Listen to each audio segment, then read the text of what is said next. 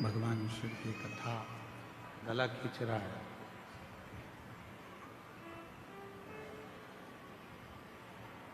एक तो मानव का शरीर कठिन और ऊपर से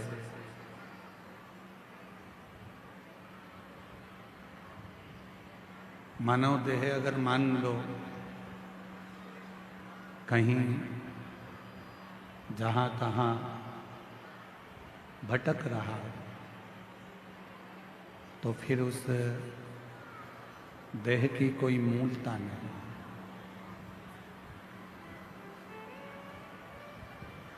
वो देह फिर किसी काम का नहीं।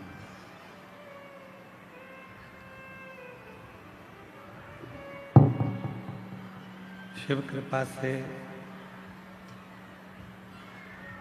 भगवान शंकर की करुणा से, दया से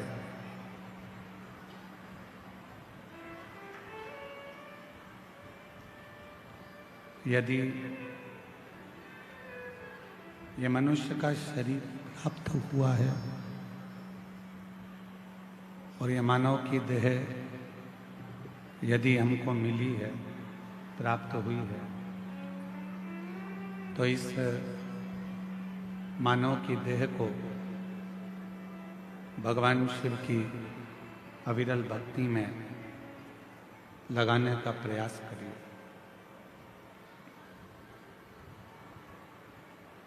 एक छोटा सा गांव है, आरी डोंगरी कच्छ, कांकेर जिले का ये छोटा सा गांव, और उस छोटे से गांव में इतनी विशालतम शिव महापुराण की कथा यदि हो रही है तो कहीं ना कहीं देवाधिदेव महादेव की आप पर बड़ी करुणा, कृपा और दया है।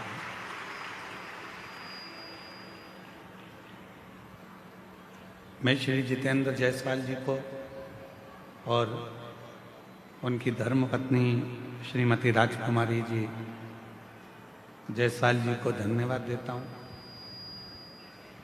इस क्षेत्र में जितेंद्र जी शिव महापुराण की बहुत जरूरत है और आप वो इस कथा को लेकर आए हो जैसे भागीरथ जी गंगा जी को लेकर आए थे। बहुत बहुत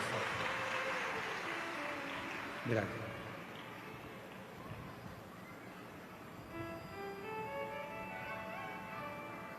आज सनातन धर्म को यदि मजबूत करना है, यदि सनातन धर्म को हमें एकजुट करना है, सनातन धर्म को यदि हमें मजबूती करना है, तो वो उसमें शिव पुराण बहुत मूल है।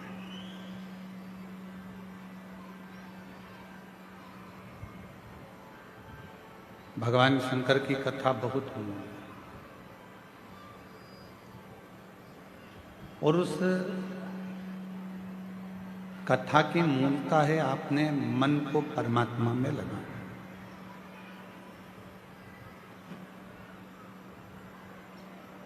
इस हृदय को, अपनी अविरल भक्ति को शिव तत्व तक लेकर। क्यों? क्योंकि मानव का देह तो मिल सकता है, मनुष्य का शरीर प्राप्त हो सकता है, पर उस मानव देह को प्राप्त करने के बाद भगवान की अविरल भक्ति धारण करना, भगवान का भजन करना, कथा सुनना, शिव मंदिर तक जाना, शिवालय तक जाना, ये कठिन। जैसे कोई शरीर में विशेष रोग हो जाता है,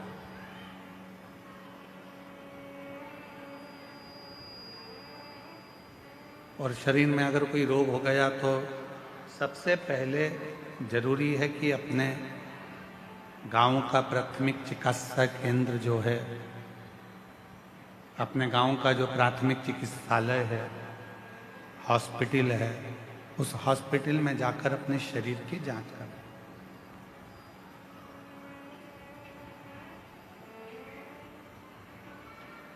अब हम क्या करते हैं कि पहले प्रयास करते हैं कि शरीर में रोग आ गया तो ऐसा लगता है कि किसी ने हम पर कुछ कर दिया।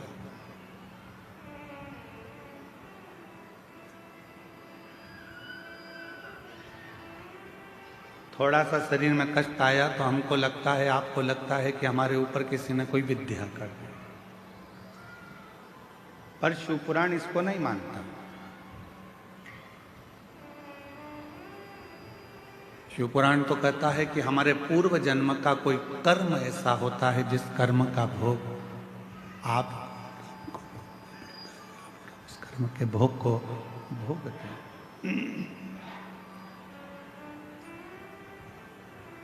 उस कर्म के भोग को आप और हम भोगते हैं। रोग आने पर, कष्ट आने पर, शरीर में कोई बीमारी आने पर सबसे पहले अपने गांव में, अपने नगर में, अपने क्षेत्र में, अपने शहर में जो भी चिकित्सालय है, हॉस्पिटल है, डॉक्टर हैं, उनसे जांच जरूर करें।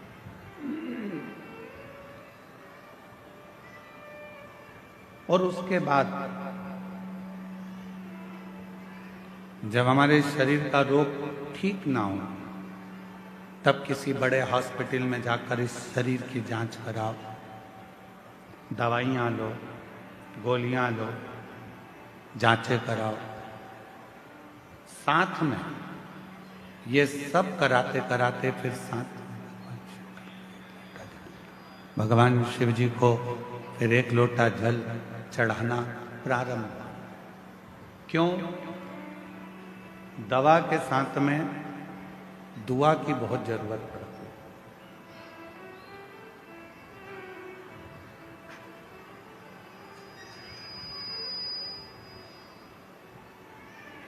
हम कोई कार्य कर रहे हैं और उस कार्य में अगर अड़चन आती है तो उसमें भगवान की दुआ हो, बुजुर्गों की, घर के बड़ों की, माता पिता की दुआ हमारे साथ लगे तो समझो कि हम उसमें सफल हो सकते हैं। हम उसमें सफलता धारण कर सकते हैं। और तेरी कृपा बिना ना हिले एक भी अणु, लेते हैं श्वास तेरी कृपा से तनु तनु। बखान क्या करूं मैं राखों के ढेर का, चपटी भभूत में खजाना कुबेर का। हे गंगाधर मुक्ति द्वार ओमकार तू, भोले ओमकार तू। आयो शरण तिहारी शंभो तार तार तू। बखान क्या करूं मैं राखों के ढेर का, चपटी भभूत में खजाना कुबेर का। हे गंगाधर मुक्ति द्वार ओमकार तू, भोले ओमकार तू। आयो शरण तिहारी शंभो तार तार तू। दुआ चाहे वो माता पिता की हो, घर के बुजुर्गों की हो, घर के बड़ों की हो, या फिर हमारे कोई परिचित की क्यों ना,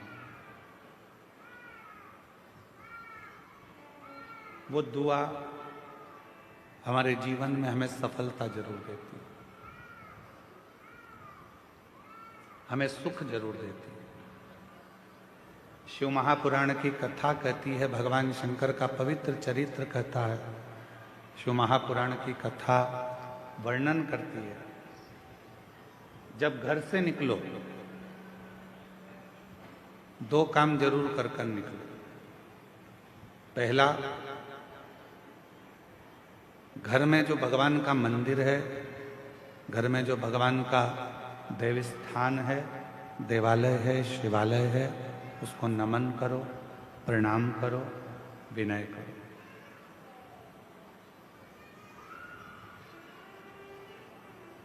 दूसरा, घर से निकलते समय अपने घर का जो बुजुर्ग हैं, अपने घर के जो बड़े हैं, उनको नमन करो, उनको प्रणाम करो।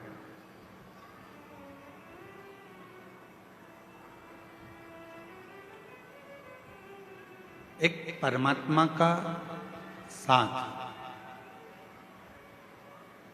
और दूसरा घर के बुजुर्गों का आशीर्वाद जब हमारे साथ चलता है तो निश्चित है उसका फल हमको मिलता जरूर है।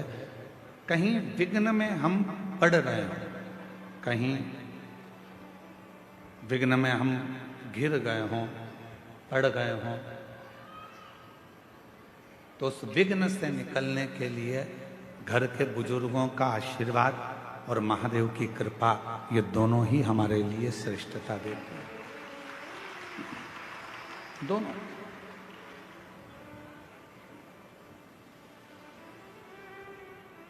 एक होता है तराशना और दूसरा होता है तलाशना।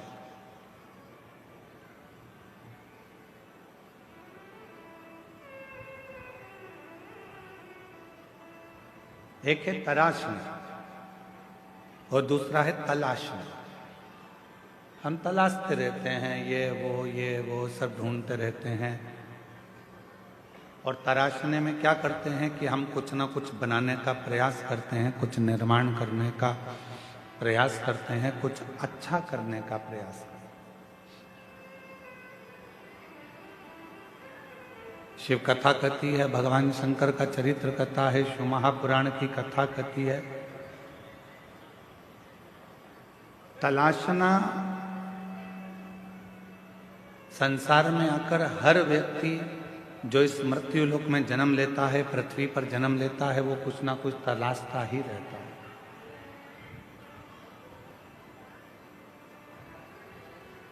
और वो तलाशने के चक्कर में फिर वो कहीं ना कहीं व्यक्ति में भी खोट ढूंढने लगता है।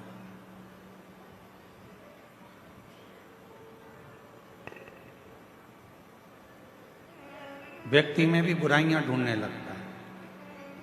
क्यों? क्योंकि वो तलाश रहा है। यदि वो तलाशता नहीं और तराशने का काम करता, खुद को संवारने का, खुद को सुधारने का, खुद को श्रेष्ठ बनाने का कार्य करता, तो दुनिया में फिर कोई उसको बुरा नजर ही नहीं आता। सब श्रेष्ठ दिखते और वो अपनी जिंदगी को भी श्रेष्ठ बना बैठता, वो अपने जीवन को भी श्रेष्ठ बना। जिसने खुद को तराशा, जिसने स्वयं को श्रेष्ठ बनाने का प्रयास किया है, अपने आप को सुधारने का प्रयास किया है, वो जिंदगी में बहुत आगे बढ़ा।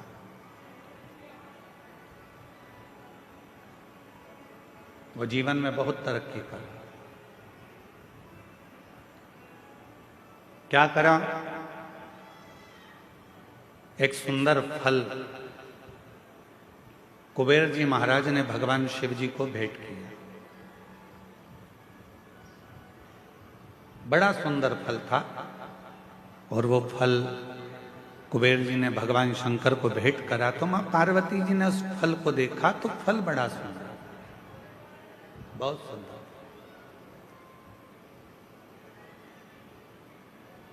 इतने में थोड़ी देर बाद जब मां जगतजननी अम्बा पार्वती जी के हाथ में वो फल आ गया, बड़ा सुंदर फल था जो कुबेर जी ने भगवान शिव जी को दिया था, और शिव जी के हाथ का फल मां जगतजननी जगदम्बा मां पार्वती के हाथ में आ गया। अब कुछ देर बाद भगवान श्री गणेश जी आ गए कार्तिकेय आ गए और उन्होंने उस फल को देखा।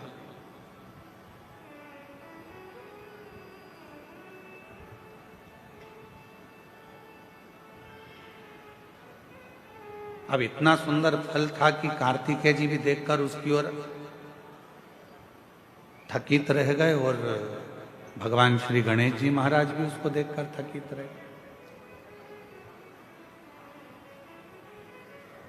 कभी कभी ऐसा होता है,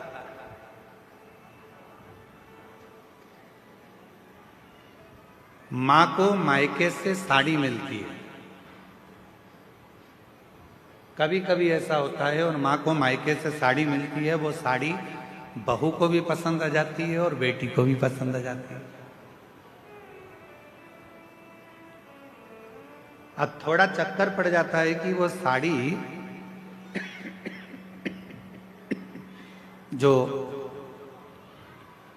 मायके से मिली है वो मां को भी पसंद आ रही है और बेटी को भी, बहू को भी पसंद आ रही है।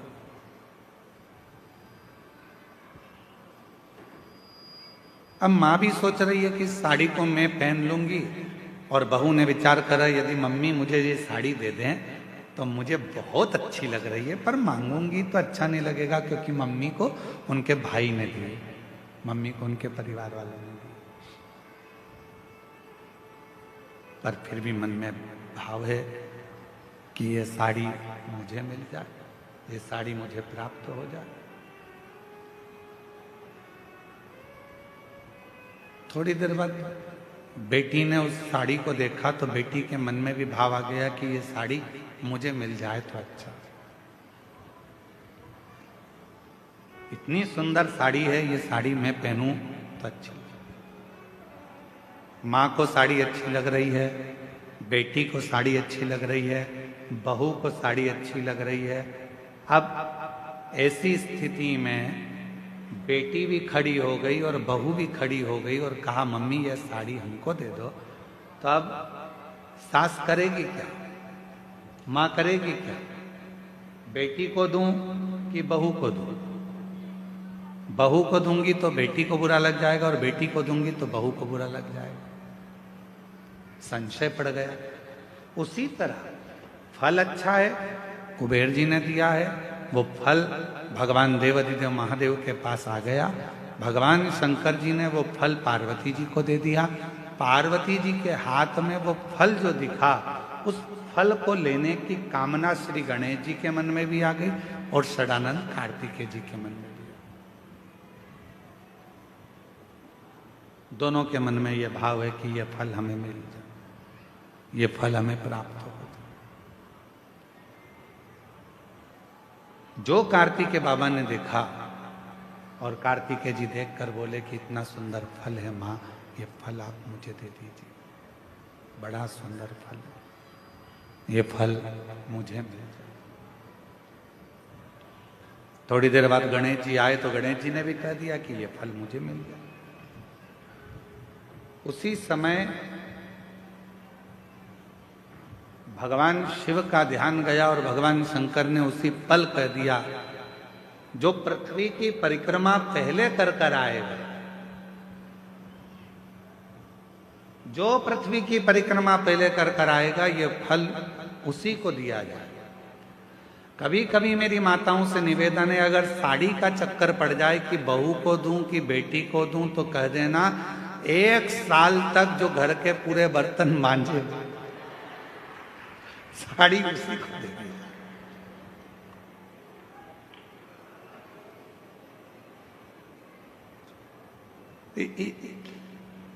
इतने में तो दोनों कह देंगी मम्मी तुम्हारी साड़ी तुम ही रख लो, हम उस साड़ी का क्या करेंगे?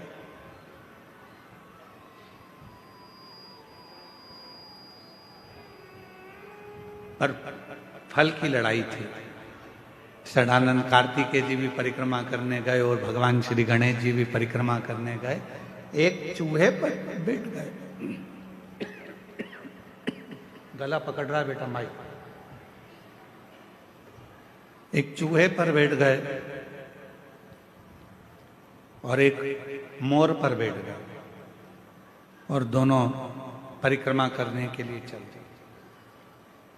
गणेश जी महाराज ने विचार करा कि ये परिक्रमा मैं कर कर आऊँगा, तब तक तो बहुत समय हो जाएगा और ये फल मेरे भाई को प्राप्त हो जाएगा। क्यों ना एक काम करूं, माता पिता की परिक्रमा लगा लेता हूं, उन्हीं के आसपास घूम लेता हूं, तो उसका जो फल है वो मुझे मिल जाए। गणेश जी ने माता पिता की परिक्रमा करी। गणेश जी माता पिता की परिक्रमा कर कर फल को प्राप्त कर लिए तो षडानंद कार्तिकेय जी महाराज लौट कर आए।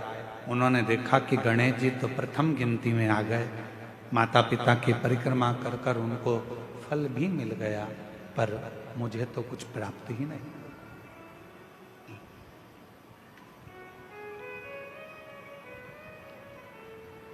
बात फल की नहीं है, बात है बुद्धि की, विद्वत्ता की, समझदारी।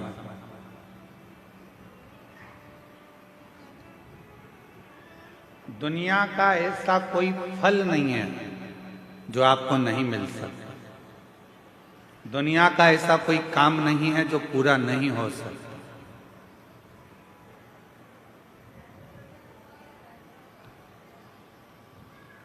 किसी प्रश्न को अगर लिखा जाता है तो उसका उत्तर जरूर होता है।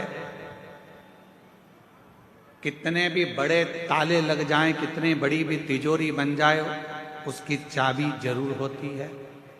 उसी तरह दुनिया में अगर कोई रोग है, कोई बीमारी है, कोई तकलीफ है, कोई कष्ट है, कोई बहुत विघ्न है, तो शिव महापुराण एक ऐसी चाबी है जिसमें उस पूरे विघ्न का, उस पूरी तकलीफ का, उस बीमारी का हल शंकर की पूजन से, शिव की आराधना से प्राप्त हो सकता, शिव से प्राप्त हो सकता, भगवान शंकर की आराधना से प्राप्त हो सकता। क्या नहीं है? हम सबको कहते हैं कि अगर दुनिया में अगर आपका कोई नहीं है, यदि आपको लगता है कि मैं तकलीफ में हूँ, मैं कष्ट में हूँ, मैं परेशानी में हूँ, मैं बहुत विघ्नों में पड़ा हुआ हूँ, मैं बहुत तकलीफ़ों में घिरा हुआ हूँ, बहुत परेशानी में घिरा हुआ हूँ, तो हम उनसे भी कहते हैं सारी समस्या का हल एक लोटा। आप भगवान शंकर के मंदिर जाइए, देवालय जाइए, शिवालय जाइए, शंकर की आराधना करने जाइए, शिव की स्तुति करने जाइए, भगवान शंकर के मंदिर में एक लोटा जल चढ़ाने जाइए।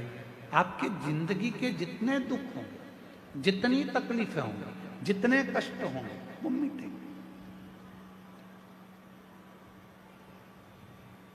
एक ऑपरेशन करने के लिए अभी अगर डॉक्टर हॉस्पिटल में ऑपरेशन रूम में जाता है तो पहले वो भी अपने ईश्वर को याद करता है कि परमात्मा कृपा करना, ये मरीज को मैं अंदर लेकर जा रहा हूं,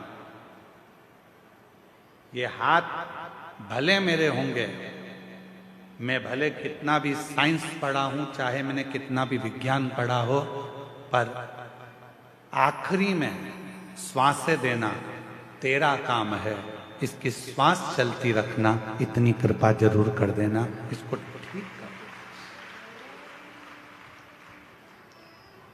वो मेरे हाथ में नहीं है, पर तू जब कृपा करेगा, तू जब करुणा करेगा, तू जब दया करेगा, तू जब कृपा करेगा, तो सब कार्य अपने आप सफल होते चले जाएंगे, सब कार्य अपने आप सफल होते जाएंगे। तू कृपा कर, तू दया कर, और कृपा की ना होती जो आदत तुम्हारी, तो सुनी रहती अदालत तुम्हारी, गरीबों के दिल में जगा तुम ना पाए, तो किस दिल में होती इबादत तुम्हारी, कृपा की न होती जो आदत तुम्हारी। एक समय ऐसा आता है कि डॉक्टर भी उस परमात्मा को याद करता है। बड़े से बड़े विघ्न में जब कोई गिर जाता है तब वो ईश्वर को याद करता है कि वो एक सत्य रूपी ईश्वर विराजमान है, एक सत्य रूपी ईश्वर है जो हमको संभाल लेगा, एक सत्य रूपी ईश्वर है जो हमें साथ देगा, सत्य रूपी ईश्वर।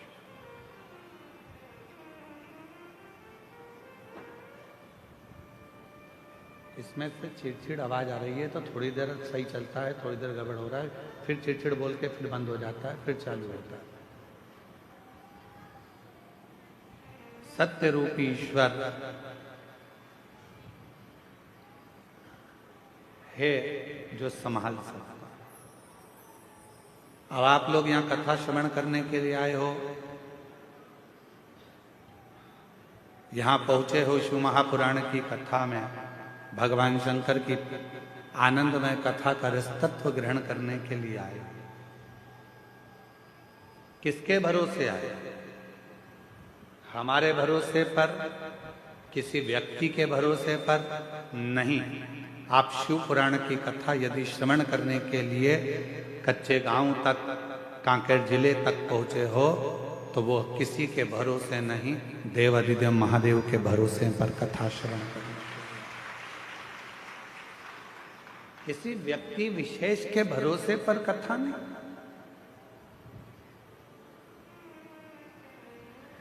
उस परमात्मा के भरोसे पर कथा का रसतत्व ग्रहण करने के लिए। एक बहुत सहजता की बात है,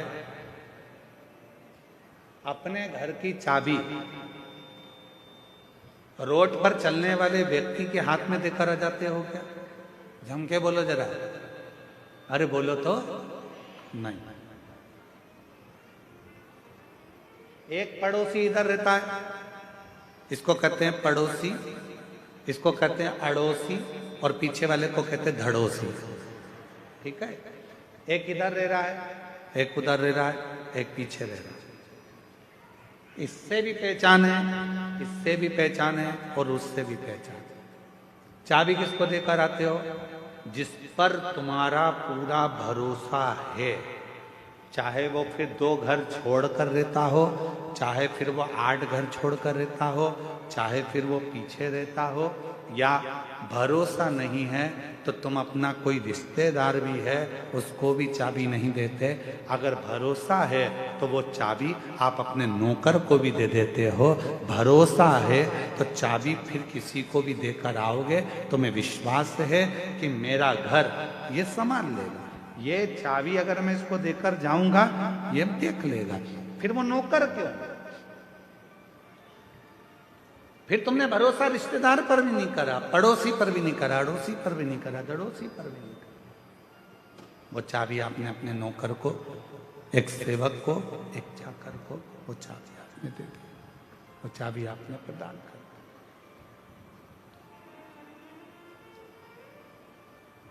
अर्थात भरोसा था तो चाबी दी है।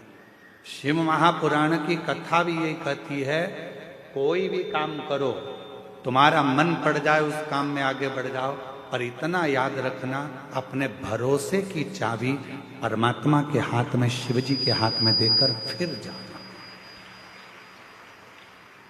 विश्वास रूपी चाबी, भरोसे की चाबी देवाधिदेव महादेव को समर्पित करना, भगवान शंकर को देना। शिव को जब भरोसे रूपी चाबी प्रदान कर दोगे, भगवान शंकर को जब ये हृदय की भरोसे की चाबी आप दे दोगे कि बाबा मेरा कोई नहीं, केवल है तो केवल तू है, केवल।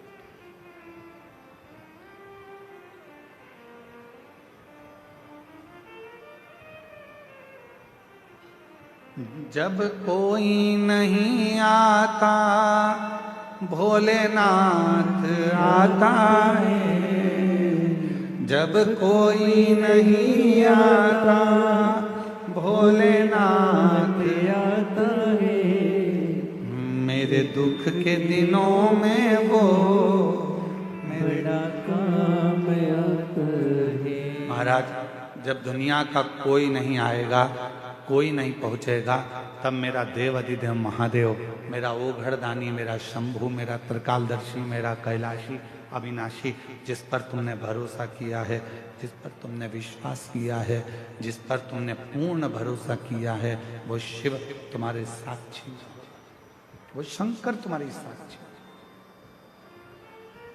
आया समय, एक बार ब्रह्मा जी के मन में संशय उत्पन्न हो गया। ब्रह्मा जी ने कहा ये सृष्टि की रचना मैं कर रहा हूं। भगवान विष्णु के मन में भी ये भाव आया कि ब्रह्मा जी ये सृष्टि की रचना आप नहीं कर रहे हो, ये सृष्टि की रचना करने वाला तो शिव है। ब्रह्मा जी ने कहा सृष्टि की रचना करने वाले नहीं, शंकर भगवान तो सृष्टि का संहार करने वाले। तब भगवान विष्णु ने कहा सुनो ब्रह्मदेव, सृष्टि की रचना करने वाला भी शिव है, सृष्टि को चलाने वाला भी शिव है, और सृष्टि का संहार करने वाला भी शिव है। शंकर के सिवा कुछ भी नहीं, शिव के सिवा कुछ भी नहीं। रचना भी वो कर रहा, संहार भी वो कर रहा, और चला भी वही रहा, सब कुछ वही कर रहा, कोई दूसरा नहीं कर रहा। जो कर रहा है सब शिव ही कर रहा है, कोई दूसरा नहीं कर रहा। केवल कर रहे हैं तो बाबा भोलेनाथ ही कर रहे। भगवान विष्णु ने ब्रह्मा जी को समझाया कि ब्रह्मा जी संशय मिटा लो, तुम्हारे भीतर का ये संशय निकाल दो कि तुम कुछ कर रहे हो। हम भी यही सोचते हैं, आप भी यही सोचते हैं। संसार का प्रत्येक मानव, संसार का प्रत्येक व्यक्ति यही सोचने में रह जाता है कि दुकान में चला रहा हूँ, घर में चला रहा हूँ, परिवार में चला रहा हूँ, मकान मैंने बनाया, दुकान मैंने बनाई, जमाया मैंने ये करा, मैं गाड़ी लाया, मैं बंगला लाया, मैंने ये करा, मैंने वो करा। यदि मैं नहीं करता तो कोई नहीं करता। यह मन का संशय है, आपके और हमारे भीतर का ये संशय है कि हम कर रहे हैं। तुम जिंदा हो तो कर रहे हो, निपट गए तो कौन कर रहा?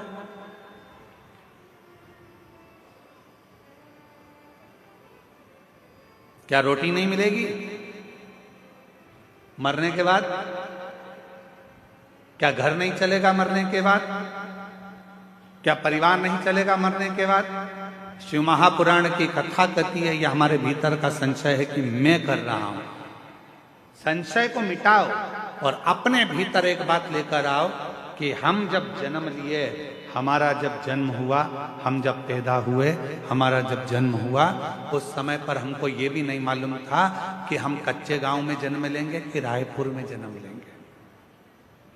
जब हमारा और आपका जन्म हुआ तो आपको और हमको ये भी नहीं मालूम था कि हमारे माता पिता कौन होंगे। आप और हमको ये भी नहीं मालूम था कि धर्म पत्नी कौन होगी, पति कौन होगा, बच्चे कौन होंगे, कौन बेटा, कौन बेटी, कौन नातेदार, कौन भाई, कौन बंधु, कौन सखा, कौन मिलेगा, ये किसी को नहीं मालूम था। अमीर के घर में पैदा हो गए कि गरीब के घर में पैदा हो गए, ये भी नहीं मालूम था। पर हमारा पूर्व का कोई पुण्य हमारे साथ चला और हमने कोई अच्छा किया तो भगवान की कृपा से हमें सब कुछ जमाया प्राप्त हो गया। धन भी मिला, वैभव भी मिला, संतान भी मिली, पुत्र भी मिला, पुत्र भी मिली, रिश्ते भी मिले, नाते भी मिले, कुटुंब भी मिला, सब कुछ प्राप्त हुआ।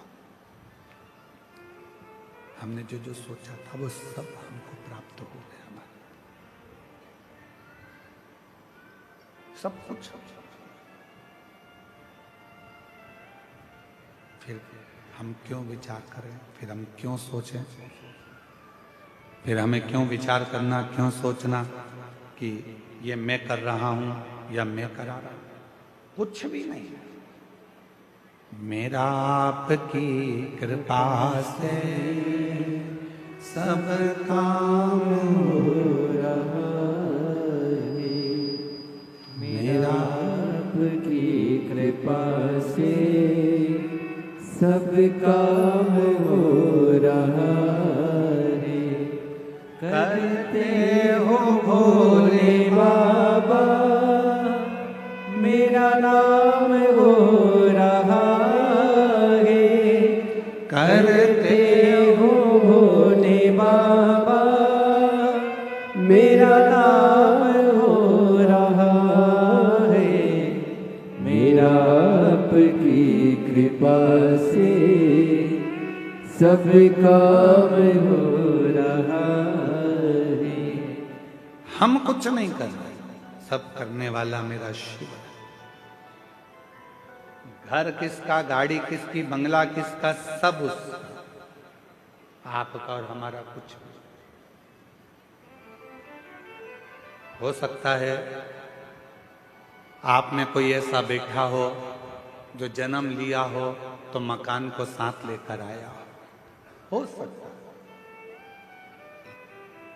गाड़ी साथ लाए हो, बंगला साथ लाए हो, धन दौलत साथ लाए हो, कुछ नहीं।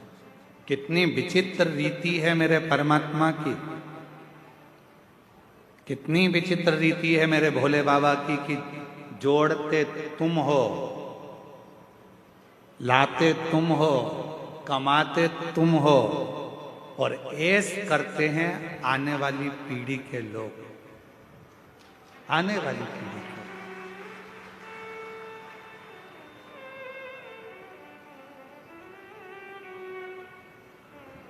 पूछो किसी से, क्यों साहब ये मकान बनाया, कितना जोरदार मकान बनाया साहब, ये कमरा किसके लिए बनाया? अरे गुरुजी वो बड़ा बेटा है ना, उसकी शादी करेंगे तो बहू बेटा इसमें रहेंगे।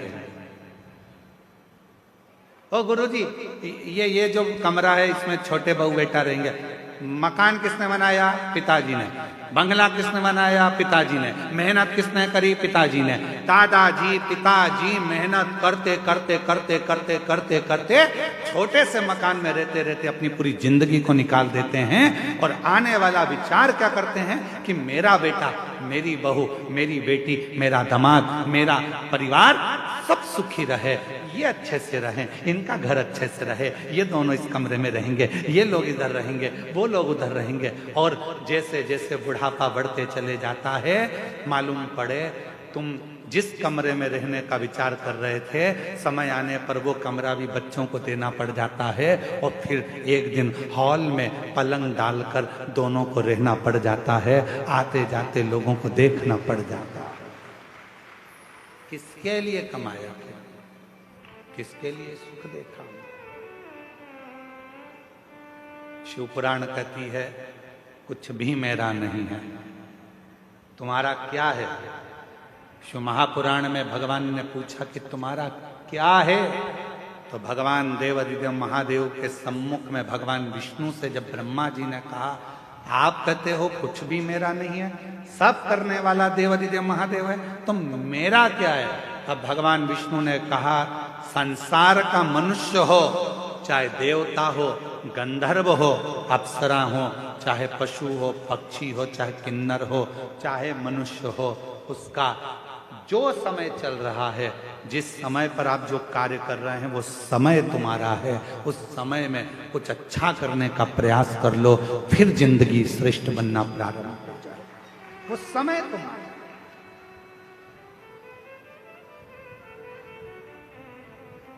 अब वो समय ही हमने छोड़ दिया तो हमारा जीवन तो बेकार।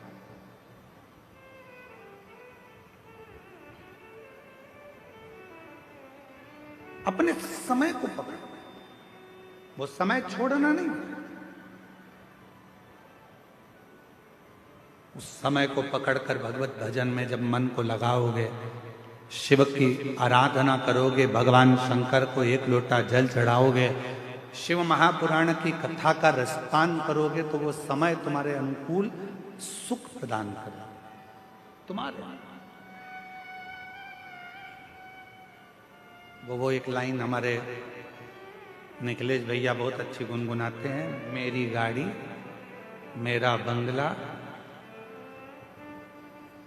मेरी गाड़ी मेरा बंगला मेरा पैसा सब तेरा, सब कुछ है तेरो सरकार, मेरा तो कुछ भी नहीं, सब कुछ है तेरो सरकार, मेरा तो कुछ भी नहीं। अब आप लोग बेटे ताली बजा, जब बोले मेरा तो कुछ भी नहीं तो तुम्हारे दोनों हाथ ऐसे होना चाहिए। फिर से गा।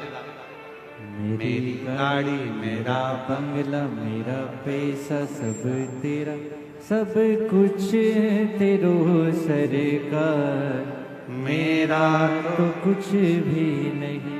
सब कुछ तेरो सरकार, मेरा तो कुछ भी नहीं। अब कहे कि ये मेरा बेटा है। गुरुजी आप बताओ मेरे बेटे की शादी कब होगी? गुरुजी आप बताओ मेरी बेटी का संबंध कब होगा? गुरुजी आप बताओ मेरा ये काम कैसे होगा? तो हम निवेदन करेंगे जब तुम्हारे मुख से मेरा निकलना बंद हो जाएगा तब तुम्हारा काम अपने आप होना प्रारंभ हो जाएगा।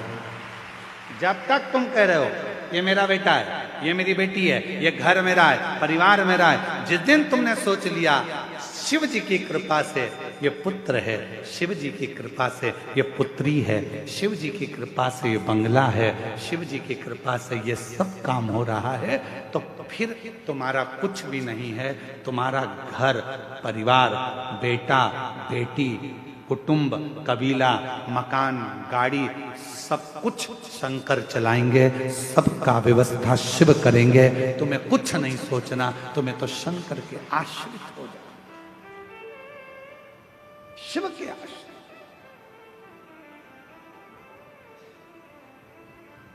और हम वही तो आश्रित नहीं हो पाते, हम आश्रित नहीं हो पाते। अभी देवघर में कथा थी। कथा के तीसरे दिन हम कथा कर जा रहे थे तो रास्ते में एक माता जी खड़ी हुई, तो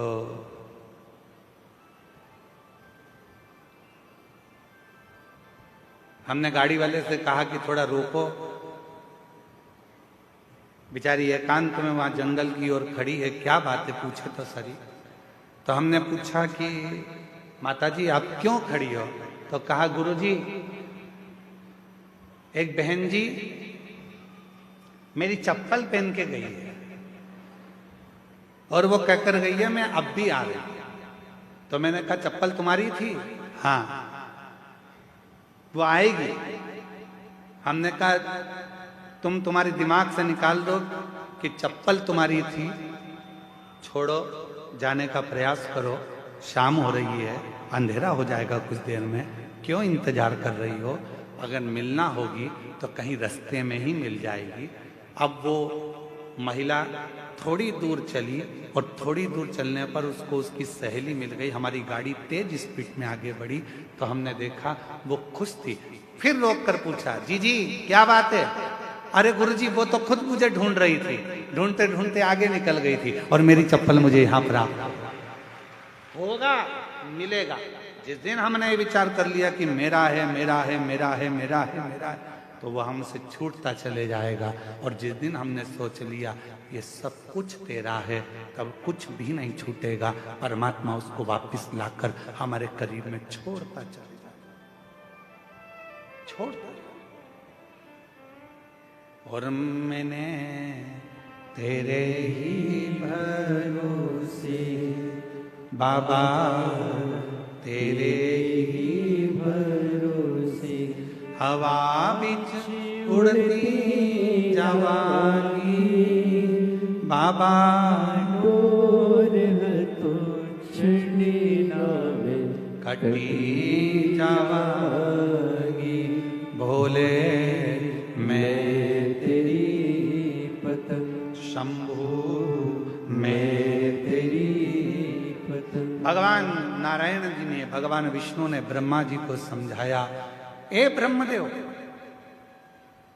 तुम तुम्हारे मन से ये निकाल दो कि सृष्टि की रचना मैं कर रहा हूं। ब्रह्मा जी तुम ये मन से निकाल दो कि सृष्टि का रचना करता मैं हूं। तुम ये मन से निकाल दो कि सृष्टि का संहार करता मैं हूं। सब छोड़ दो देवादिदेव महादेव पर ब्रह्मा जी मानने को तैयार नहीं हुए। ब्रह्मा जी ने पूछा शिव कौन? भगवान शंकर है।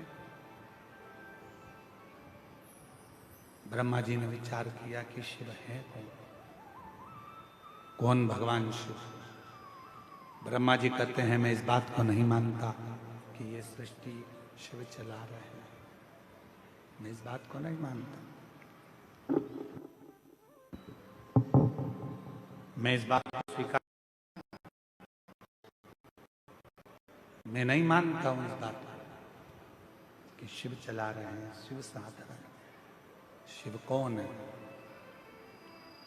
शंकर कौन है? मुझे समझ में नहीं आता। ठीक है,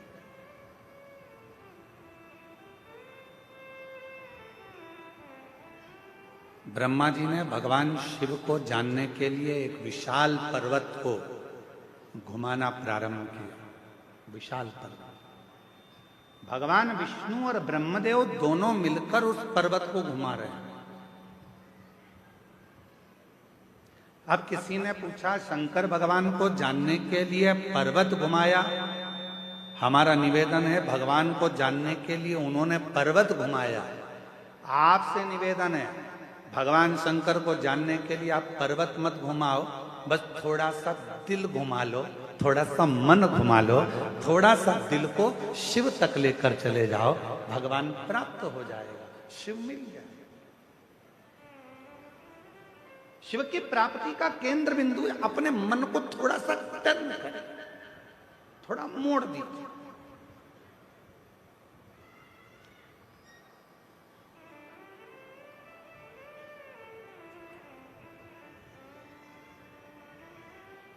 एक बात बताइए, हम जायसवाल जी के घर पर रुके हैं, ठीक है? जितेंद्र जी जायसवाल जी के यहाँ रुके, वहां से सीधा सीधा सीधा अगर हम सोचें कि हमें कहीं मुड़ना नहीं है, चाहे कुछ भी हो जाए, सीधे सीधे ही जाना है, हम कहीं नहीं मुड़ेंगे, सीधे ही सीधे जाएंगे, तो क्या कथा हो सकती है? अरे जम के तो बोलो, सीधे सीधे सीधे सीधे चले जाओ, कहीं मुड़ो मत। नहीं मुड़ोगे तो तुम्हारे घर में भी प्रवेश नहीं कर पाओगे, नहीं मुड़ोगे तो तुम अपने गांव तक भी ना पहुंच पाओगे। सीधे सीधे तो रास्ता तुम्हें कहीं और ले जाकर छोड़ देगा। उसी तरह शिव महापुराण की कथा कहती है, जिंदगी में सीधा रास्ता यदि चल रहे हो, सीधे रास्ते अगर चल रहे हो, चलते रहो, पर याद रखना थोड़ा सा मोड़ चलते चलते में भगवान देवाधिदेव महादेव की कथा की ओर, मंदिर की ओर लेते रहना, तो तुम्हारी जिंदगी मंजिल तक पहुंच जाए, तुम्हारा जीवन मंजिल की ओर पहुंच जाए। थोड़ा सा मोड़ जाए। वो एक लाइन है ना, वो कौन से एक कोई गीत की एक लाइन है, हालांकि वो है तो फिल्मी गीत, पर उसकी एक लाइन है, मैं निकला गड्डी लेके और वो मैं निकला गड्डी लेके, उत्थे एक मोड़ आया, मैं उत्ते दिल छोड़या। एक छोटा सा मोड़, एक छोटा सा टर्न जिंदगी में आता है। ऐसा कोई व्यक्ति नहीं है जिसके जीवन में मोड़ नहीं आया, ऐसा कोई व्यक्ति जन्मा नहीं संसार में जिसकी जिंदगी में कोई टर्न नहीं आया। आता है, बचपन पूरा निकलने के बाद भी एक मोड़ आता है, जवानी पूरी निकलने के बाद भी एक मोड़ आता है, अधेड़ी पूरी निकलने के बाद भी एक मोड़ आता है, और जिंदगी में कई मोड़ ऐसे आते हैं जो हमारे जीवन को श्रेष्ठ बनाने का प्रयास करते हैं, हमारे जीवन को अच्छा बनाने का प्रयास करते हैं। पर उस समय पर हमारे जीवन में हमें चाहिए कि उस समय पर हम परमात्मा को कैसे भजें, उस समय पर परमात्मा का कैसे स्मरण करें। शिव कथा कर रही है, भगवान शंकर का चरित्र कर रहा। ब्रह्मा जी ने कहा मैं देखूं क्या ये सृष्टि की रचना शिव कर रहे हैं? शिव कौन है? भगवान शंकर को पहचानने के लिए भगवान ब्रह्मदेव ने और भगवान विष्णु ने एक पर्वत को घुमाना प्रारंभ करा। शिव महापुराण की कथा कहती है कि पर्वत को घुमाने की जरूरत नहीं है, भगवान शंकर को पहचानने के लिए, भगवान शंकर को जानने के लिए केवल अपना मन, अपना चित्त, अपनी बुद्धि, अपना हृदय थोड़ा सा टर्न लीजिए, थोड़ा घुमा लीजिए। जब जिंदगी में बहुत कष्ट हो, तकलीफ हो, दुख हो, तो थोड़ा सा मुड़ जाओ भगवान शंकर की भक्ति की ओर, तो जीवन अपने आप श्रेष्ठ होता चले जाए। अब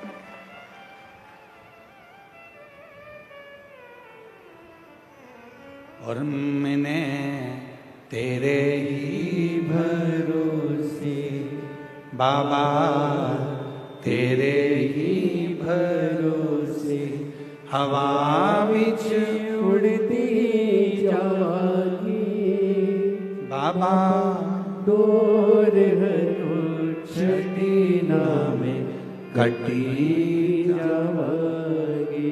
भोले मैं तेरी पतन शंभु मैं तेरी पतन। थोड़ा सा परमात्मा की ओर मुड़ने का प्रयास करो। जिस समय पर हम परमात्मा की ओर मुड़ेंगे, हमारे सारे मार्ग अपने आप सुलझते चले जाएंगे, हमारे मार्ग अपने आप क्लीन होते चले जाएंगे। हम मुड़े शिव की ओर।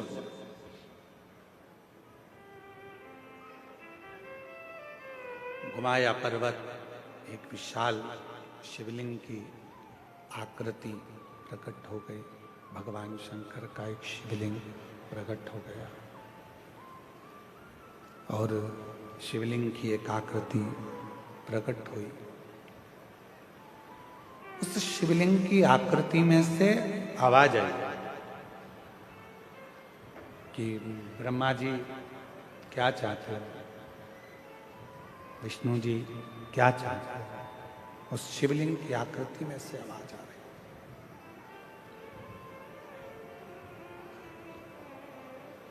कोई नहीं बोला।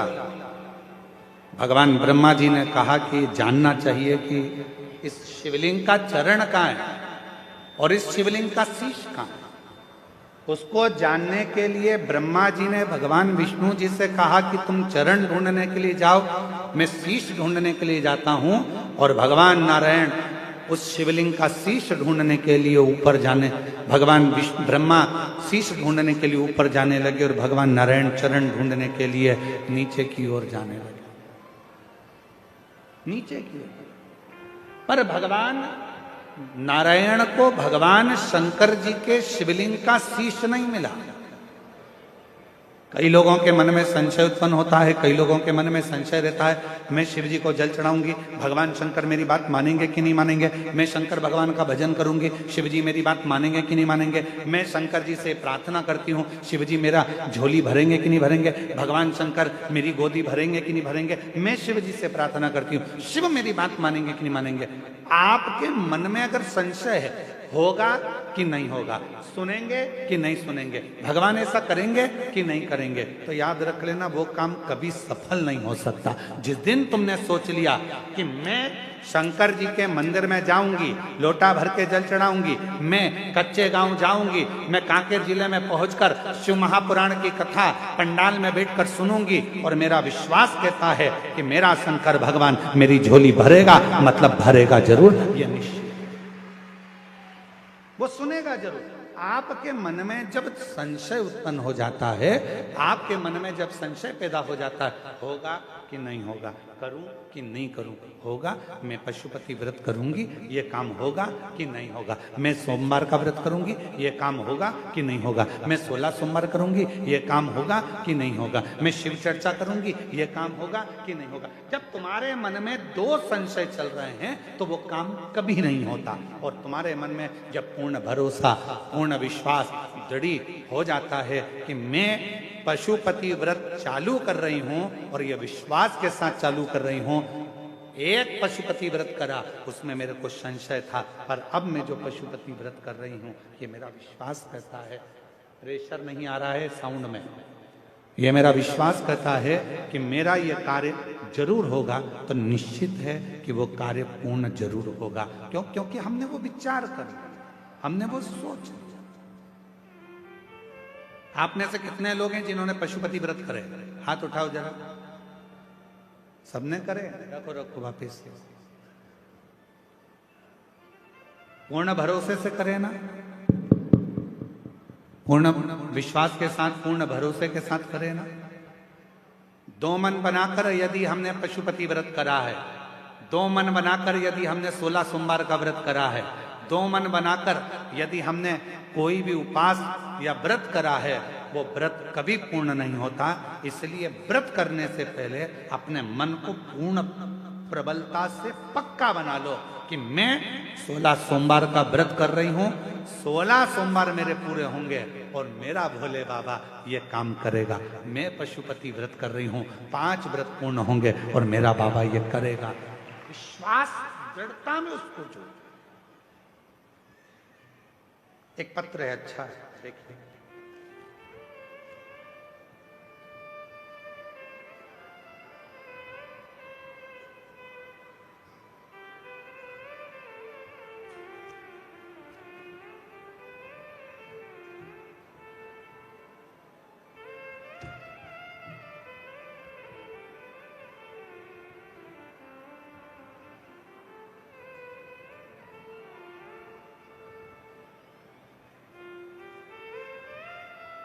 मेरा नाम लक्ष्मी रानी है।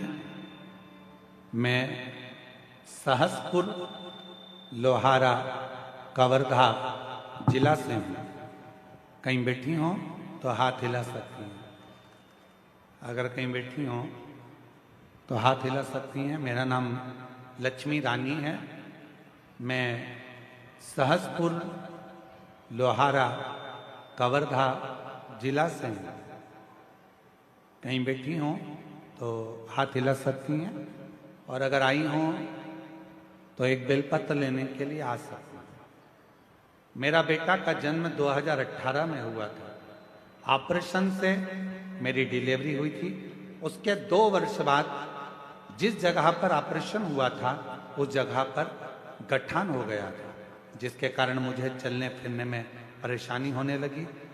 हमने डॉक्टरों को दिखाया तो बताया कि मुझे एक गठान हो गया है, उसको इलाज केवल ऑपरेशन है। इसमें कवर्धा के सभी अस्पताल में दिखाया, डॉक्टर ने ऑपरेशन को कह दिया। मन में विचार आया कि आपकी कथा में टीवी पर सुनते हैं। 2022 में रुद्राक्ष महोत्सव कुबेरेश्वर धाम होने वाला था। तब मैंने अपने पति से सीहोर में होने वाले महोत्सव में जाने को कहा और उन्होंने पंडाल में बैठकर कथा सुनने की विचार बना लिया। मैंने अपने पति से कहा, मेरा विश्वास कहता है अगर सीहोर जाएंगे, कंकर शंकर की भूमि पर बैठकर कथा सुनेंगे तो निश्चित है पूजा करेंगे, और वहां की मिट्टी को अगर लगा लिया तो मेरा मन कहता है कि ऑपरेशन की जरूरत नहीं पड़ेगी। हम पति पत्नी कवर्धा से पहुंच गए सीहोर, कंकर शंकर की पूजा की और कंकर उठाकर लाए। साथ ही धाम से रुद्राक्ष भी लाए। रुद्राक्ष के जल को तांबे के लोटे में डुबाकर पास के ही शिवालय में जल चढ़ाती और उस जल को पीना शुरू किया। ये जो पत्र चल रहा है ये एलईडी पर आ रहा है। अच्छा, डिवाइस नहीं होगा, ठीक है। फिर पीना शुरू किया जल को। जिस जगह पर गठान हुआ था उस जगह पर लगाना शुरू किया उस जल को, और दिनों के बाद बाबा ने ऐसी कृपा कर दी कि हम डॉक्टर को दिखाने के लिए गए तो डॉक्टर ने कह दिया कि जो गठान पहले थी वो गठान पूरी तरह से गल गई है, अब आपको ऑपरेशन की जरूरत नहीं। अब आपको अब ऑपरेशन की बिल्कुल जरूरत नहीं है। मैं आज भोले बाबा को धन्यवाद देने के लिए आई हूँ, प्रणाम करने के लिए आई हूँ, जिन्होंने मेरे गठान को गला दिया। इसमें सबसे ज्यादा मूल क्या है, सबसे ज्यादा जरूरी क्या था? आपका विश्वास। आपने 2 मन नहीं बनाए, आपने 2 विचार नहीं करे, आपने 2 सोच नहीं रखी। आपने एक मन बना लिया, एक विचार कर लिया, एक सोच, शंभो शंभो शंभो, आपने एक मन बना लिया, एक विचार बना लिया, एक सोच बना ली कि मेरा बाबा, मेरा भोलेनाथ, मेरा शंभू, मेरा त्रिकालदर्शी, मेरा कैलाशी, मेरा अविनाशी, मेरा शंकर मुझे ठीक करेगा। ये मन तुमने बना लिया तो भोलेनाथ ने तुमको ठीक कर दिया। दो मन रखकर यदि व्रत करते हो, दो मन रखकर यदि आराधना करते हो, दो मन रखकर यदि साधना करते हो, तो उसमें फलिता नहीं, उसमें फलिता।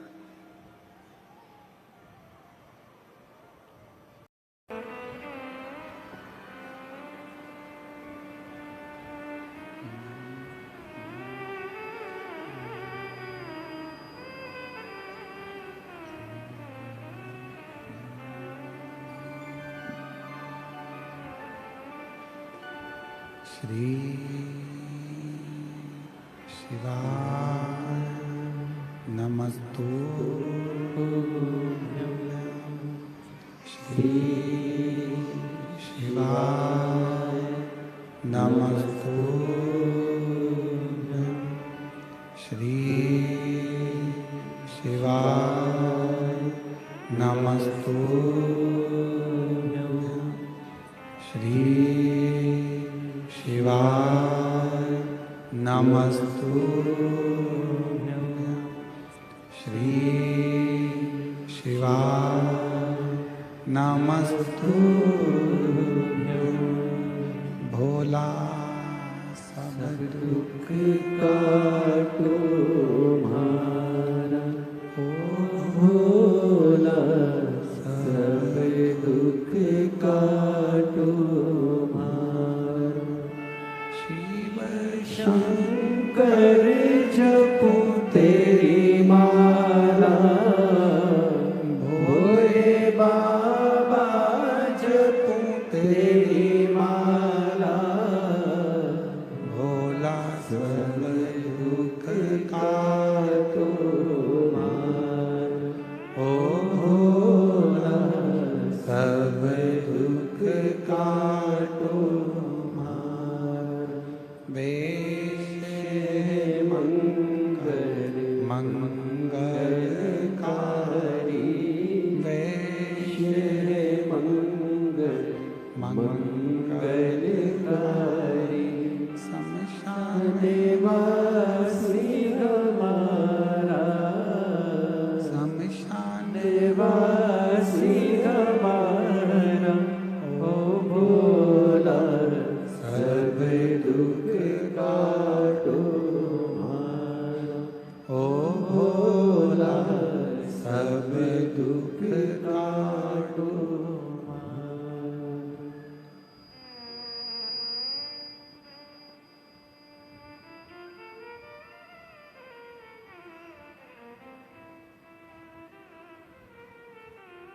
बाबा देवादिदेव महादेव भगवान शिव, ओगड़दानी, त्रिकालदर्शी, कैलाशी, विनाशी भगवान शंकर की पवित्र कथा कर रही है। शिव महापुराण की कथा वर्णन कर रही है, शिव तत्व कर रहा है, भगवान शंकर की पवित्र कथा कर रही है। शिव को पहचानना, भगवान शंकर को जानना बहुत कठिन है। भगवान देवादिदेव महादेव को पहचानना, भगवान शिव को जानना बहुत कठिन है। पर यदि शिव का सच्चा भक्त होता है तो वो भगवान देवादिदेव महादेव को, भगवान शंकर को पहचान सकता है। ब्रह्मा जी शीश देखने के लिए शिवलिंग का गए, एक गौमाता को साथ में लेकर आए और एक केतकी के पुष्प को साथ में लेकर आए। यदि ब्रह्मदेव चाहते तो ये सब नहीं करते, केवल भगवान शंकर को भजते तो भगवान शिव उन पर करुणा कर देते। हम भी यही करते हैं। एक झूठ को छुपाने के लिए ढेरों झूठ पर झूठ, झूठ पर झूठ हम बोले चले जाते हैं और वो झूठ छुप नहीं पाता। एक कितना सुंदर प्रसंग है शिव महापुराण का, जरा ध्यान दीजिएगा। शिव महापुराण का एक बड़ा सुंदर वर्णन है। हरि वर्मा नाम के एक बड़े अच्छे एक सेठ है। भगवान शिव के परम उपासक थे और भगवान शंकर की विरल भक्ति में दिन रात डूबे रहते थे।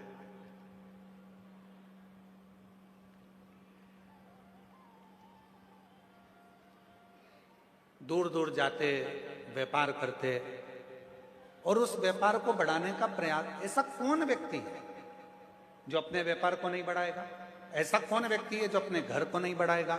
ऐसा कौन व्यक्ति है जो अपने व्यवसाय को, अपनी नौकरी में तरक्की नहीं चाहेगा?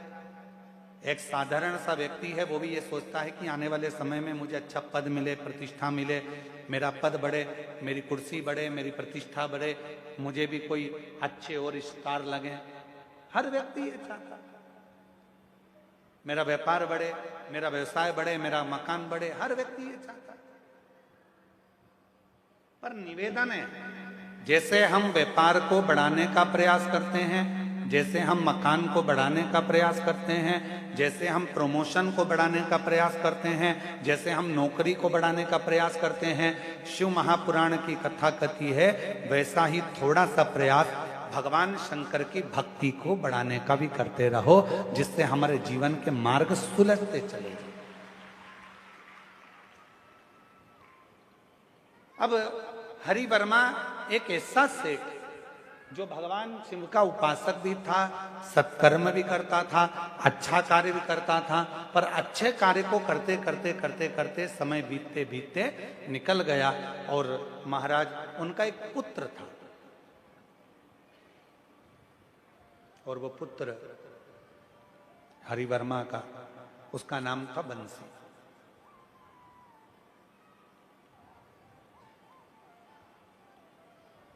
पिता धर्मात्मा, मां पुण्यात्मा, सत्कर्म में लगने वाले, और बेटा बिल्कुल विपरीत चलने वाला, बिल्कुल विपरीत। पर जितेंद्र जी, हम आपको बहुत साधुवाद देंगे।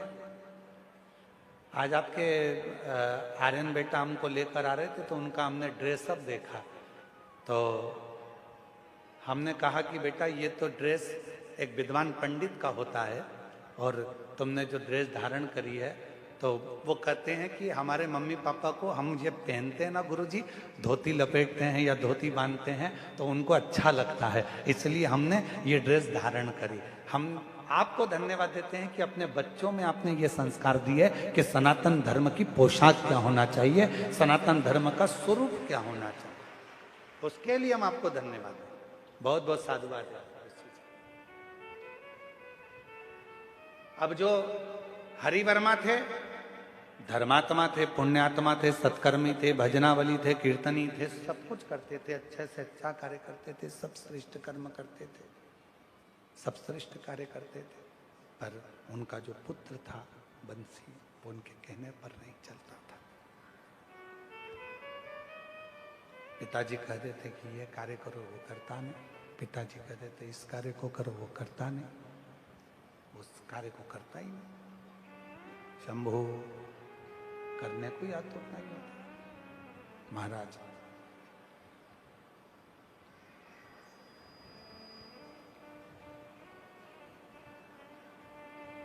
हरि वर्मा एक पूजन में बैठे हुए थे और शिव जी की आराधना हरि वर्मा कर रहे थे, शिव की आराधना।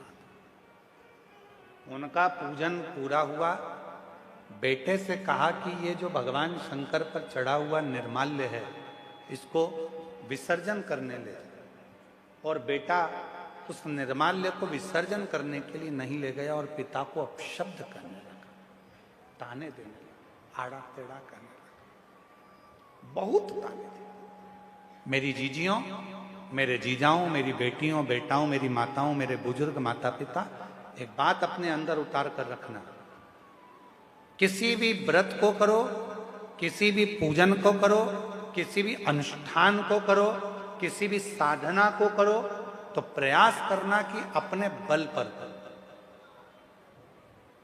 अपने बल पर करो। कई लोगों की व्यवस्था क्या होती है, जाना बेटा पूजन का सामान यहाँ ला के रख देना, जाना बेटी जरा सा सामान इधर ला कर रख देना, थोड़ा सा सामान इधर से लाओ, थोड़ा सा सामान जा तू लेकर आ। अगर हम व्रत कर रहे हैं, हम पूजन कर रहे हैं, यहां तक पशुपति व्रत में वर्णन आता है कि पशुपति व्रत को करने वाली महिला हो, पुरुष हो, बच्चे हो, बूढ़े हो, कोई भी अगर पशुपति व्रत को कर रहे हैं तो यहां तक नियम आता है कि पशुपति व्रत करने वाले को पूजन की थाली खुद लगाना चाहिए। और यहां तक वर्णन आता है कि अगर कोई प्रसाद बना रहे हो, खीर बना रहे हो, हलवा बना रहे हो, मीठे भात बना रहे हो, मीठे चावल बना रहे हो, पुआ बना रहे हो, कुछ भी अगर तुम बना रहे हो, मीठी पूड़ी बना रहे हो, सीरा बना रहे हो, मीठा चावल, मीठे खीर, खिरान कुछ भी बना रहे हो, तो वो खुद बनाओ। प्रयास यहां तक है, उसका फल मिलता है। हरिवर्मा ने, सेठ हरिवर्मा ने कहा कि बेटा ये निर्माल्य को विसर्जन करके आ जाओ, ये निर्माल्य विसर्जन करिए। और हरिवर्मा के कहने पर बेटा उठकर खड़ा हुआ, क्या पिताजी तुम मुझे निर्माल्य विसर्जन करने के लिए भेज रहे हो, शिवालय भेज रहे हो, मुझे शिवालय तक लेकर इसको भेज रहे हो कि ये ले जाओ और विसर्जन कर कर आओ। मैं नहीं जाऊंगा, पूजन आपने करा है, अनुष्ठान आपने करा है, आराधना आपने करी है, तो विसर्जन भी आप करो। मेरे बस का नहीं है कि मैं जाकर कुछ विसर्जन कर कर आऊं।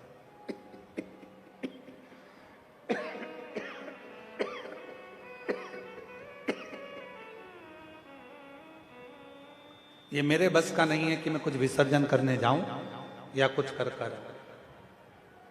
आप स्वयं करो, स्वयं जाओ। जैसे ही बेटा की बात पिता ने सुनी, जैसे ही सुनी, और हरिवर्मा को क्रोध आ गया, और क्रोध आकर उन्होंने तुरंत श्राप दे दिया, बेटा बंसी, भगवान का निर्माल्य मैंने तुझे विसर्जन करने को बोला था, मैं तुझे श्राप देता हूं, 7 दिन के अंदर तू स्वान बन जाए, कुत्ता बन जाए, ये मेरा श्राप है। बेटे की आंख में आंसू आने लगे, वो पिता को छोड़कर मां के पास चले गए। मां ने देखा कि मेरा बेटा तो स्वान बन जाएगा, कुत्ता बन जाएगा, स्वान का स्वरूप हो जाएगा, कुत्ते का स्वरूप हो जाएगा। मां के अंदर दया आई, अपने पति के पास दौड़ कर गई, हरिवर्मा जी के पास, स्वामी मैं जानती हूं कि पूजन करने वाला व्यक्ति में एक तेज बल उत्पन्न हो जाता है। मेरी जीजियों, यदि आप रोज भगवान शंकर को 1 लोटा जल चढ़ा रही हो, आप रोज भगवान शंकर की आराधना कर रही हो, आप रोज शिव महापुराण की कथा को श्रवण कर रही हो, चाहे टीवी पर सुनो, मोबाइल पर सुनो, चाहे पंडाल में सुनो, जहां बैठकर आप कथा के रसतत्व को ग्रहण कर रही हो, 1 लोटा जल चढ़ा रही हो, भगवान की आराधना कर रही हो, साधना कर रही हो, धीरे धीरे आपकी वाणी, आपका हृदय, आपके शब्द सिद्ध होते चले जाए, अपने आप सिद्ध होते। आप में से कई माताएं ऐसी बैठी हैं जो कभी कभी बोली होंगी, आप में से कई भाई ऐसे बैठे हैं, जीजा जो कहते होंगे, मेरी मम्मी जो कहती है ना, मेरी माता जी जो कहती है, उनके वचन सिद्ध हो जाते हैं। कभी कभी ऐसा होता है, मेरी पत्नी जो बोलती है ना, उसकी बात बिल्कुल 100% गुरुजी हो जाती है। कभी कभी पत्नियां कहती हैं, मेरे पति कहते हैं ना, वो बिल्कुल पक्का हो जाता है। कोई कहती है मेरी बेटी ने शब्द कहती है, बिल्कुल पक्का हो जाता है। कोई कहती है मेरे दादाजी जो बोलते थे, बिल्कुल पक्का। कारण क्या है? ऐसा क्या शब्द हो जाता है कि वो बिल्कुल निश्चित हो जाता है कि दादाजी ने जो कहा, दादी जी ने कहा, माँ ने कहा, पिता ने कहा, बहन ने कहा या भाई ने कहा, वो बिल्कुल पत्थर की लकीर हो जाता है, वो सिद्ध हो जाता है। उसका कारण क्या होता है?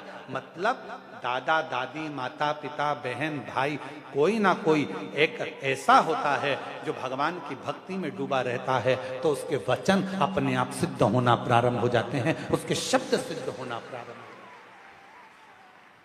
वचन सिद्ध होते हैं, शब्द सिद्ध होते हैं। आप लोगों के भी आसपास में आप लोगों ने देखा होगा किसी किसी के शरीर में एकदम कोई पवन आ जाता है, तो लोग कहते हैं हमारे पास में एक गांव है, वहां पर एक माताजी आती है इनके शरीर में, और माताजी जो बोलती है वो हो जाता है। फिर कोई कहता है कि हमारे गांव में एक व्यक्ति ऐसा है, उसके मुंह से शब्द निकलता, वो ठीक हो जाता है। लोग वहां जाते हैं, नारियल चढ़ाते हैं, चना चिरौंजी चढ़ाते हैं, अगरबत्ती लेकर जाते हैं, प्रणाम करते हैं कि कुछ बताएंगे। वो शब्द, उसने जो भजन करा, उसने जो भक्ति करी, उसने जो स्मरण करा, उसके कारण उसकी वाणी सिद्ध हो गई। पर कब तक सिद्ध है? जब तक वो दुनिया के लोगों का भला कर रही है, भला कर रहा है। जिस दिन उसने सोच लिया कि मेरी वाणी से अब लोग मेरे पास आने लगे, मुझे प्रणाम करने लगे, मुझे नमन करने लगे, मुझे प्रसाद चढ़ाने लगे, मुझे भेंट चढ़ाने लगे, मेरे पास पैसा आने लगा, मेरी वाणी सिद्ध हो गई, फिर धीरे धीरे धीरे धीरे वो स्थान की महत्वता समाप्त हो जाती है और उसकी वाणी से निकले वचन भी फिर पूर्ण नहीं होते, क्योंकि उसके भीतर दूसरों के प्रति भेदभाव उत्पन्न होने लगता है, अहंकार आ जाता है, शब्दों का अभिमान आ जाता है, तो वो वचन भी पूर्ण नहीं होते, वो वचन सिद्ध नहीं।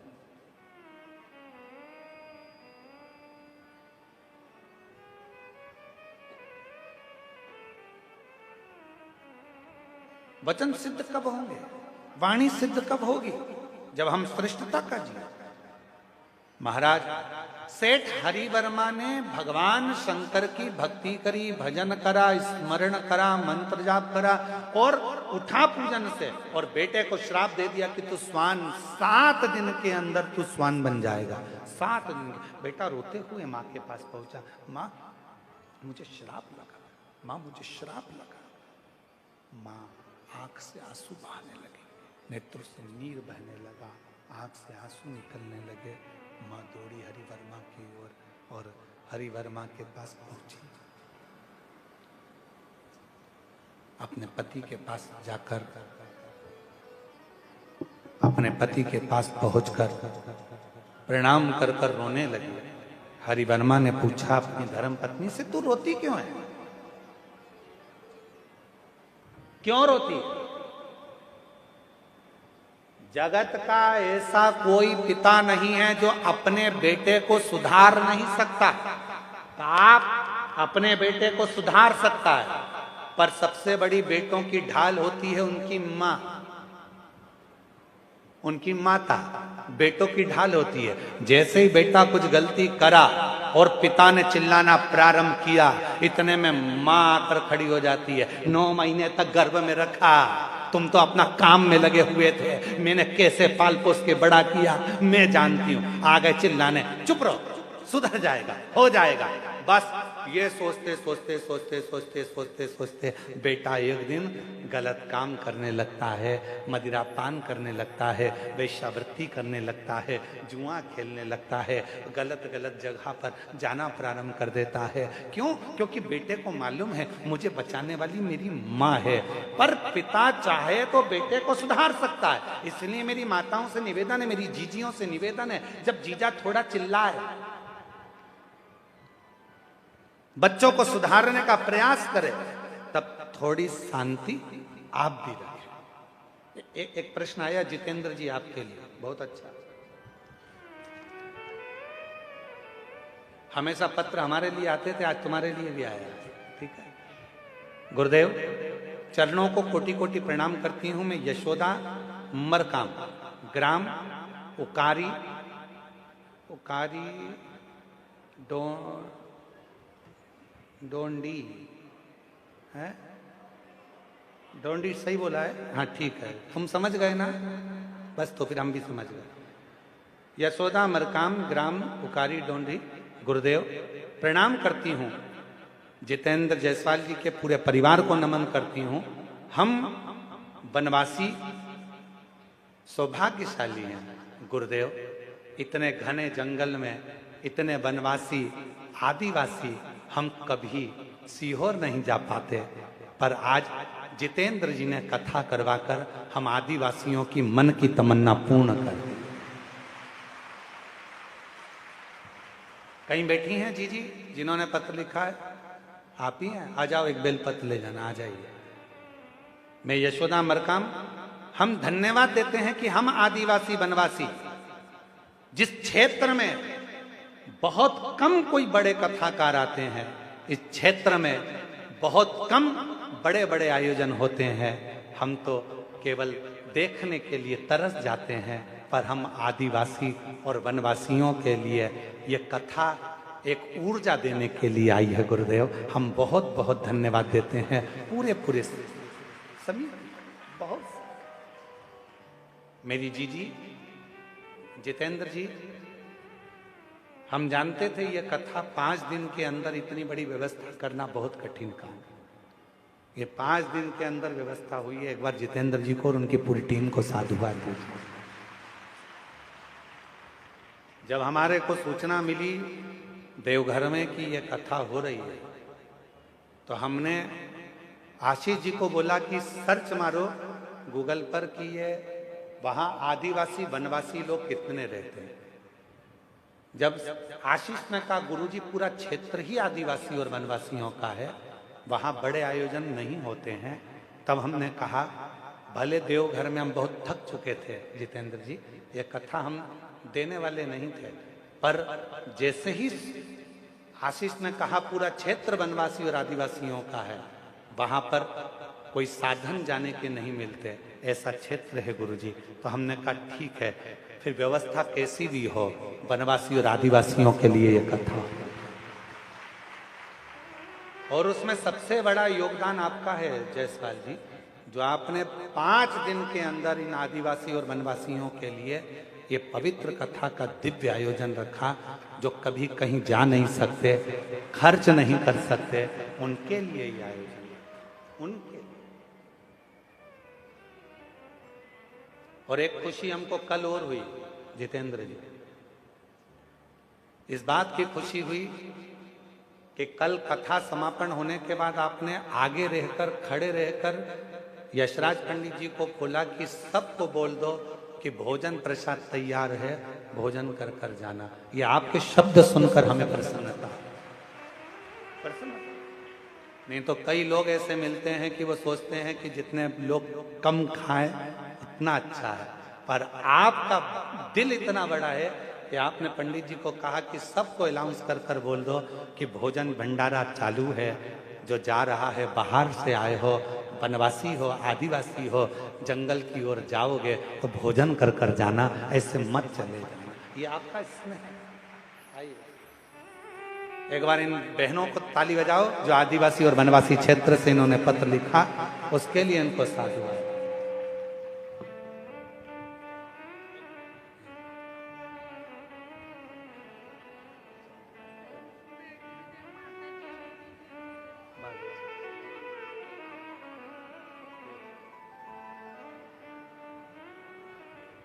और महादेव नमन चरणों में प्रेरणा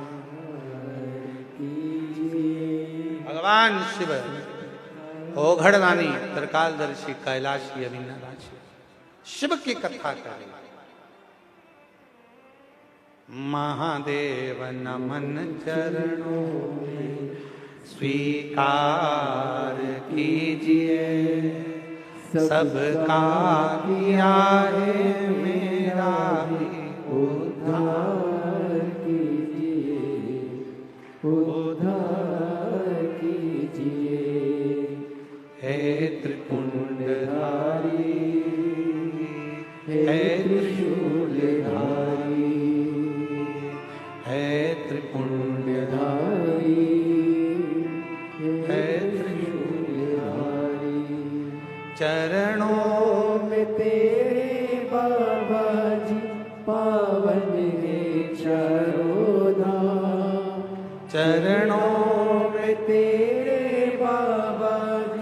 पावन है चारों धाम, तेरी देव करते वंदना पूजे हैं सीताराम, तेरी देव करते वंदना पूजे सीताराम, हो जाए पूरी कामना, बोलो बोलो हो जाए पूरी कामना, उपकार कीजिए सबका किया है मेरा भी उद्धार कीजिए, उद्धार कीजिए, है त्रिपुंडधारी है त्रिशूलधारी।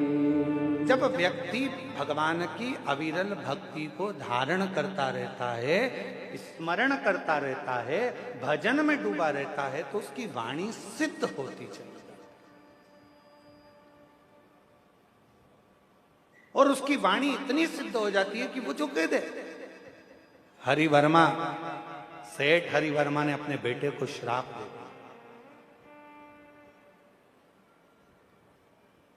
तो स्वान बन जा, तो कुत्ता बन जा, स्वान। जैसे ही सुना मां ने, भीतर से मां रोने लगी, मेरा बेटा स्वान बन जाए,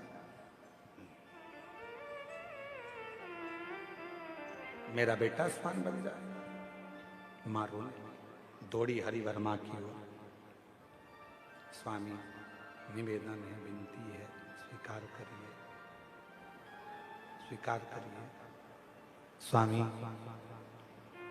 मैं अपने बेटे को स्वान बनते हुए नहीं देख सकता, मैं अपने बेटे को स्वान बनते हुए नहीं देख पाऊंगा, मैं देख नहीं सकता, कृपा करो, दया करो। हरिवर्मा ने कहा अपनी धर्म पत्नी को, भार्य सुनो, बेटे को श्राप लगा है क्योंकि वो अपशब्द मुझसे बोला है, और वो भी ऐसे समय पर अपशब्द बोला है जब मैं भगवान की अविरल भक्ति में, भजन में, पूजन में बैठा हूं। मेरी जीजियों, प्रयास करो, जब शंकर के मंदिर में जल चढ़ाने के लिए जाओ, या पूजन करने के लिए जाओ, या स्मरण करने के लिए जाओ, किसी का दिल ना दुखाओ, किसी को अपशब्द ना कहो, किसी को ताने ना दो, जाओ जरा। फिर भी तुम यदि आई हो और अपने बेटे को उस योनि से छुड़ाना है, तो सुनो, ये स्वान तो बनेगा क्योंकि श्राप लगा है, पर स्वान बनने के बाद यदि कोई शिव भक्त कहीं से भगवान शंकर पर चढ़ा हुआ जल लेकर आ रहा होगा, और उसका जल का पात्र का जल इसको प्राप्त हो जाएगा, उसी क्षण ये स्वान की योनि से छूट जाएगा, उसी क्षण स्वान की योनि से मुक्त हो जाएगा। मेरे जीजियों, जीजाओं, बेटियों, बेटाओं, मेरी माता, मेरे बुजुर्ग माता पिता, शिव महापुराण के विद्धेश्वर संहिता में लिखा है, शंकर भगवान पर चढ़ाया गया जल जब हम आचमन करते हैं, पीते हैं, तो कायिक, वाचिक और मानसिक, ये 3 पाप हमारे तुरंत समाप्त हो जाते हैं।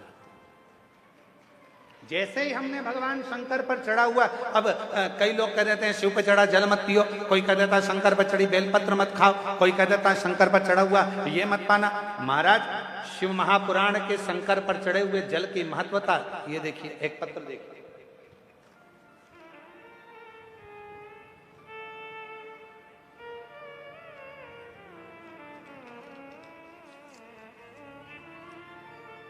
मेरा नाम नेहा तिवारी है, पति श्री त्रिवेणी प्रसाद तिवारी है।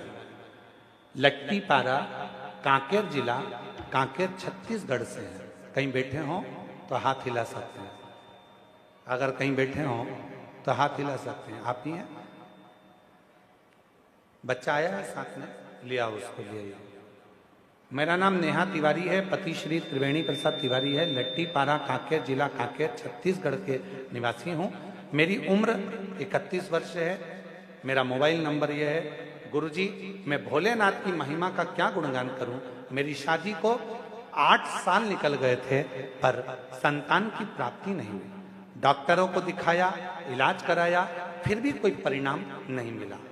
आप ही कहते हो गुरुदेव कि पंडाल में बैठकर जो सच्चे दिल से मांगो वो मिलता है। मैंने आपकी पहली कथा 2023 में कोड़िया दुर्ग छत्तीसगढ़ में सुनी और पंडाल में बैठकर बाबा से विनती करी।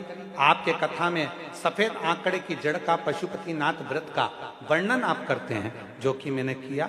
शिव जी के मंदिर में जाती, शंकर पर चढ़े हुए जल को पीना प्रारंभ कर दिया। गुरुदेव, बाबा ने ऐसी कृपा कर दी, फरवरी 2025 में फिर आपकी कथा कांकेर ओकपुर में हुई।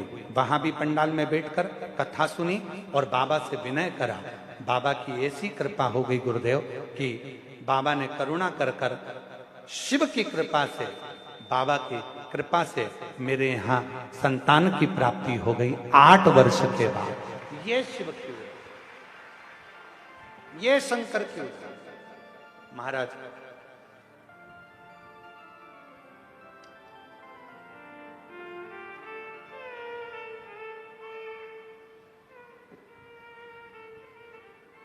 एक लाइन अच्छी लिखी है, आप और हम गुनगुना लेते हैं। तेरी कृपा का, बोलो बोलो सब बोलो जरा। तेरी कृपा का क्या है भरोसा, कब किस पर हो जाए जरा। 8 वर्ष के बाद मेरे घर में संतान की प्राप्ति हुई है। गुरुदेव, बाबा ने मुझे औलाद दी है। शंकर पर चढ़ा हुआ जल, शिव पर चढ़ा हुआ जल हमारे कायिक, वाचिक और मानसिक 3 पापों को समाप्त कर दे। जिस पर भी हो गई तेरी कृपा करुणा, भव पार हुआ, शंभो भव पार हुआ। पापी हो चाहे जितना, उसका भी बाबा उद्धार हुआ, उद्धार हुआ।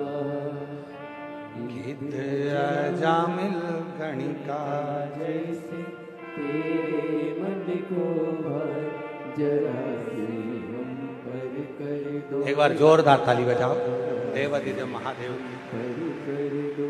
तेरी कृपा का क्या है भरोसा, कब किस पर हो जाए जरा सी।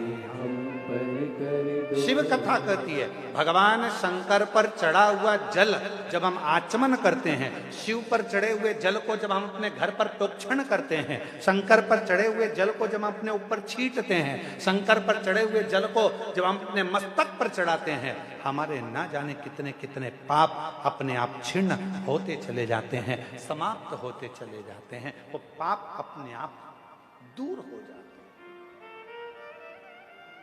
दूर। हरि वर्मा सेठ ने कहा, तुम्हारे बेटे की मुक्ति स्वान की योनि से होगी तो शंकर पर चढ़े हुए जल से। धीरे धीरे कर कर 7 दिन के अंदर बेटे का शरीर स्वान का हो गया और स्वान का शरीर होकर वो भटकने लगा, यहां वहां जहां तहां जाता भटक।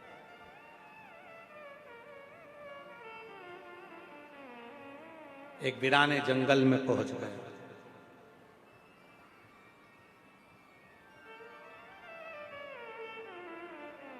वीराने जंगल में पहुंचकर यहां वहां कुछ भोजन ढूंढ रहा था। भोजन कहां? भोजन की तलाश में, कहीं भोजन मिल जाए, कुछ खाने को मिल जाए। मिला नहीं। एक शिव भक्त भगवान शंकर के शिवालय पर पूजन कर कर, आराधना कर कर आ रहा था। हाथ में कुछ सामग्री थी, स्वान को लगा, कुत्ते को लगा कि इसमें कुछ भोजन मिल जाएगा, मैं 3 दिन से भूखा हूं, कुछ खाने को नहीं, कुछ प्राप्त नहीं, मुझे कुछ खाने को मिल जाए, भूखा हूं 3 दिन से, मुझे भोजन नहीं मिला 3 दिन से। कुत्ता स्वान वो शिव भक्त के पीछे आने लगा। शिव भक्त घबरा गया, उसको लगा कहीं ये स्वान, ये कुत्ता मुझे काट ना ले। जल के पात्र में शिवजी को चढ़ाया हुआ जल रखा हुआ था और वो स्वान पीछे पीछे, ये शिव भक्त तेज चलने लगा तो स्वान और तेज चलने लगा, शिव भक्त और तेज चलने लगा तो स्वान और तेज चलने लगा। उसको लगा कि ये स्वान तो मुझे काट खा, ये कुत्ता तो मुझे काट। कभी कभी भय लगता है, आप कहीं से निकल कर जा रहे हो और मालूम पड़े कोई आपके पीछे कुत्ता पड़ जाए, स्वान पड़ जाए, तो आप लोगों को भय लगता है, हट जा हट जा, भगाने का प्रयास करते हो। होता है, एक पति पत्नी गार्डन में घूम रहे थे, बगीचे में पति पत्नी घूम रहे थे, इतने में कुत्ता आ गया। जो कुत्ता आया तो पति घबराया, पत्नी भी घबराई। पति को लगा ये कुत्ता कहीं मेरी पत्नी को ना काट खाए। पति ने पत्नी का हाथ जम के पकड़ा, पत्नी को थोड़ा आगे करा, कुत्ता और पीछे आया। जो कुत्ता और आगे आ रहा था, पति और घबरा रहा था। जैसे ही कुत्ते ने सोचा कि अब तो मैं खाऊंगा, इतने में पति ने विचार करा कि ये कुत्ता मेरी पत्नी को काट खाएगा, तो रोटी कौन बनाएगा, बच्चों को स्कूल कौन भेजेगा, टिफिन कौन बनाएगा। जैसे ही लपक के कुत्ता आने लगा, उस व्यक्ति ने सोचा कि कुत्ता मुझे काट खाए पर मेरी पत्नी को ना काटे। जैसे ही कुत्ता पास में आया, उसने अपनी पत्नी को गोदी में उठा लिया। जो पत्नी को गोदी में उठाया, कुत्ता भाग गया, कुत्ता भाग। पत्नी नीचे उतरी, उतरते से ही जूड़ा बांध के बोली, तुम में अकल मकल नहीं है? दुनिया के लोग कुत्ते को भगाने के लिए पत्थर उठाते, तुमने मुझे उठा। पति ने अपनी पत्नी से कहा, अरे ओ धनव, ओ मैं तेरे हाथ जोड़ता हूं, सुन, वो कुत्ता तुझे काट खाता, मैं तेरी बचत सोच रहा था इसलिए तुझे गोदी में उठाया था। पर पत्नी तो रूठ कर बो गई। अब बेचारा पति कितना भी अच्छा सोचे तो भी बेचारा बूढ़ा हो ही जाता, वो कितना भी अच्छा सोच ले तो भी कभी कभी तो बुरा हो ही जाता। वो सोच है। अब एक प्रसंग और सुनने में आता है कि एक पति का जन्मदिन था और पत्नी ने सोच लिया आज मैं अपने पति से नहीं झगड़ूंगी क्योंकि आज उनका जन्मदिन है। और पत्नी सवेरे से गाजर का हलवा बनाई, पति सो रहा था, वहां ले जाकर उसको दी। पति उठा, उठते से पत्नी ने कहा हैप्पी बर्थडे टू यू। और पति उठा, पत्नी ने कहा लो गाजर का हलवा। पति ने सोचा आज गाजर का हलवा, इतनी सुबह से चाय लाती तो अच्छा लगता, गाजर का हलवा लाई है, अभी तो मेरा मुंह नहीं धुला है। पत्नी ने सोचा था झगड़ा नहीं करूंगी, और पति ने जैसे ही बोला कि चाय ले आती, इससे तो झगड़ा होने ही वाला था। पत्नी ने मूड चेंज कर रहा और चली गई, ठीक है मैं चाय लाती। पति ऑफिस जाने लगा, पत्नी कहने लगी सुनो जरा काम से जल्दी आ जाना, आज तुम्हारा जन्मदिन है ना, पार्टी करने चलेंगे। पति ने कहा ठीक। पति जल्दी आ गया। अब पत्नी तैयार हो रही, पति तैयार हो रहा। इतने में पत्नी थोड़ी देर में आके पूछी सुनो आज तुम्हारा जन्मदिन है, मैं तुम्हें क्या गिफ्ट दूं बताओ ना। तुम जैसा बोलोगे वही गिफ्ट मैं तुमको आज दूंगी, पक्का है। मेरा तो मन कर रहा है कि तुमको एक जोड़ अच्छे जूते दिला दूं और एक मन कर रहा है कि तुम्हें टी शर्ट दिला दूं। तुम्हारा और कुछ मन हो तो तुम आज मांग लो, आज मैं इतनी खुश हूं, जो मांगोगे मैं तुम्हें दे दूंगी। पति ने कहा मुझे कुछ नहीं चाहिए, चल होटल चल। पत्नी फिर तैयार होके आई, फिर बोला कुछ गिफ्ट मांग लो, आज इतनी खुश हूं, जो मांगोगे दे दूंगी। फिर पति ने कहा कुछ नहीं चाहिए। पत्नी फिर आ गई, मांगना तो पड़ेगा चाहे कुछ भी हो जाए, तुम जो मांगोगे मैं दे दूंगी। इतने में पति ने कह दिया तलाक।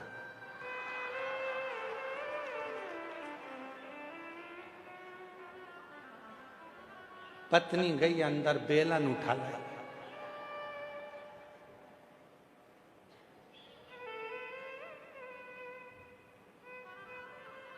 मांगना पड़ेगा मां। तो यहां श्वान आ रहा था, शिव भक्त जा रहा था, साथ में उसके सामग्री थी। श्वान भूखा था 3 दिन का, कुछ मिला नहीं था, कुछ भी नहीं। भागा, शिव भक्त जैसे ही भागा तो श्वान उसके पीछे पीछे। अब इसको लगा कि मुझे काट खाएगा। पानी का जो लोटा था, जल का जो लोटा था, उसने वो ही उठा लिया और कुत्ते को भगाने के लिए, श्वान को भगाने के लिए वो लोटा उसकी ओर फेंका। वो लोटे का जल नीचे गिरा, वो जल को श्वान ने चाट लिया और वो उस श्वान की योनि से छूट गया। श्वान जैसे ही श्वान की योनि से वो मुक्त हुआ, शिव भक्त ने पूछा, भाई तुम कौन हो? मेरे पिता का नाम हरिवर्मा है, मैं सेठ हरिवर्मा का पुत्र हूं। मेरे पिता ने मुझे थोड़ा सा निर्माल्य विसर्जन के लिए बोला था, मैंने उसको अपशब्द कह दिया था, जिसके कारण बस मुझे कुत्ते की योनि, श्वान की योनि मिली। पर शिव पर चढ़े हुए जल से आज मैं मुक्त हो गया, मुक्त हो गया। श्वान हरिवर्मा का पुत्र वंशी कहता है, आज मैं कह सकता हूं कि मेरे शंकर पर चढ़े हुए जल को जब थोड़ा सा भी मस्तक पर गिरता है तो ना जाने कितने कितने पाप हमारे समाप्त हो जाते हैं, कितने कितने। और धीमा बजाओ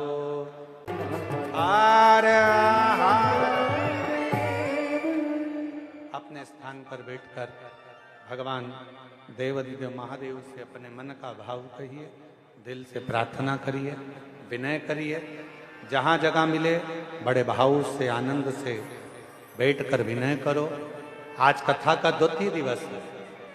ये कथा 26 तारीख से 2 तारीख तक कच्चे गांव में, कांकेर जिले में चल रही है।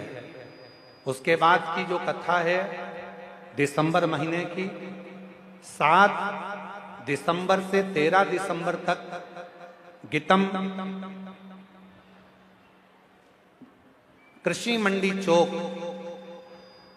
जिला दंतेवाड़ा, छत्तीसगढ़ में शिव महापुराण की कथा 2 बजे से 5 बजे तक रहेगा। जिला दंतेवाड़ा, गीतम 7 से 13 दिसंबर तक, 7 दिसंबर से 13 दिसंबर तक गीतम वाले, दंतेवाड़ा वाले सब बड़े आनंद में तैयारी करो। 2 बजे से 5 बजे तक, 7 से 13 दिसंबर तक गीतम में, दंतेवाड़ा जिले में शिव महापुराण की कथा छत्तीसगढ़ में रहेगी। फिर वो कथा 13 तारीख को विराम हो जाएगी। 17 तारीख से 21 दिसंबर तक नगपुरा, जिला दुर्ग, छत्तीसगढ़ में शिव महापुराण की कथा रहेगी। 17 दिसंबर से 21 दिसंबर तक नगपुरा ग्राम पंचायत, जिला दुर्ग, छत्तीसगढ़ में शिव महापुराण की कथा रहेगी, नगपुरा जैन तीर्थ स्थल के पास में। फिर 24 दिसंबर से 28 दिसंबर तक शिव महापुराण की कथा मुंबई, महाराष्ट्र में रहेगी। मुंबई, महाराष्ट्र में 24 से 28 दिसंबर तक शिव महापुराण की कथा। ये दिसंबर में 3 कथाएं रहेंगी।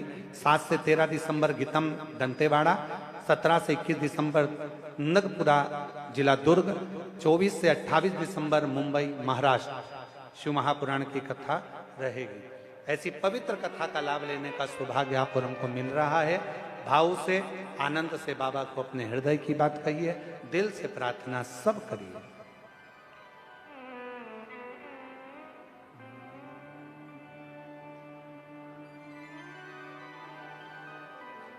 श्री शिवाय नमस्तुभ्यं, श्री शिवाय नमस्तुभ्यं, श्री शिवाय नमस्तुभ्यं। श्री शिवाय नमस्तुभ्यं श्री शिवाय नमस्तुभ्यं भोला सब दुख काटो ओ भोला सब दुख काटो शिव शंकर जपो तेरी माला भोले बाबा जपो तेरी माला भोला सब दुख काटो ओ भोला सब दुख काटो वेश मंगलकारी वेश मंगलकारी शमशान वासी हमारा शमशान वासी हमारा ओ भोला सब दुख काटो ओ भोला सब दुख काटो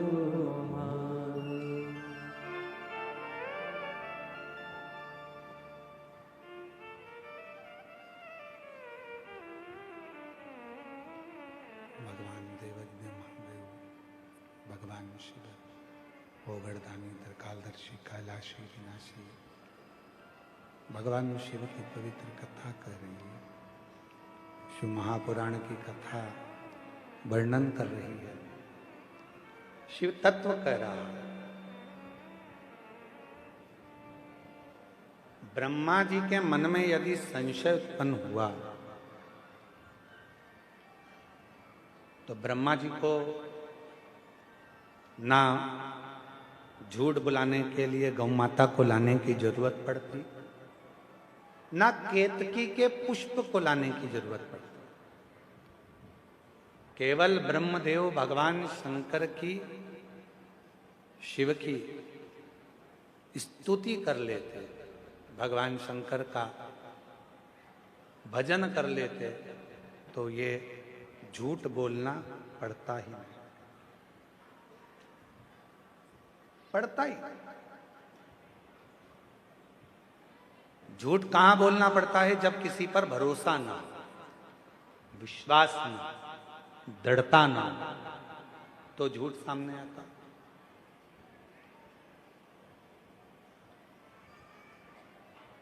जब पूर्ण भरोसा हो जाता है, विश्वास दृढ़ हो जाता है, तो फिर झूठ की जरूरत नहीं पड़ती। ब्रह्मा जी ने कहा कि मैंने शिव जी का शीश देखा है। आकाशवाणी हुई कि ब्रह्मा तुम झूठ बोल रहे हो, ना मानो तो गोमाता से पूछ लो। गोमाता से पूछा भगवान विष्णु ने, क्या ब्रह्मा जी ने शिवलिंग का शीश देखा है? गोमाता ने कहा हाँ, ब्रह्मा जी ने शिवलिंग का शीश देखा है। आकाशवाणी हुई शिवलिंग में से, गोमाता तू झूठ बोल रही है। सारे देवताओं की परिक्रमा आगे से होगी, पर गौमाता तेरी परिक्रमा पीछे से होगी।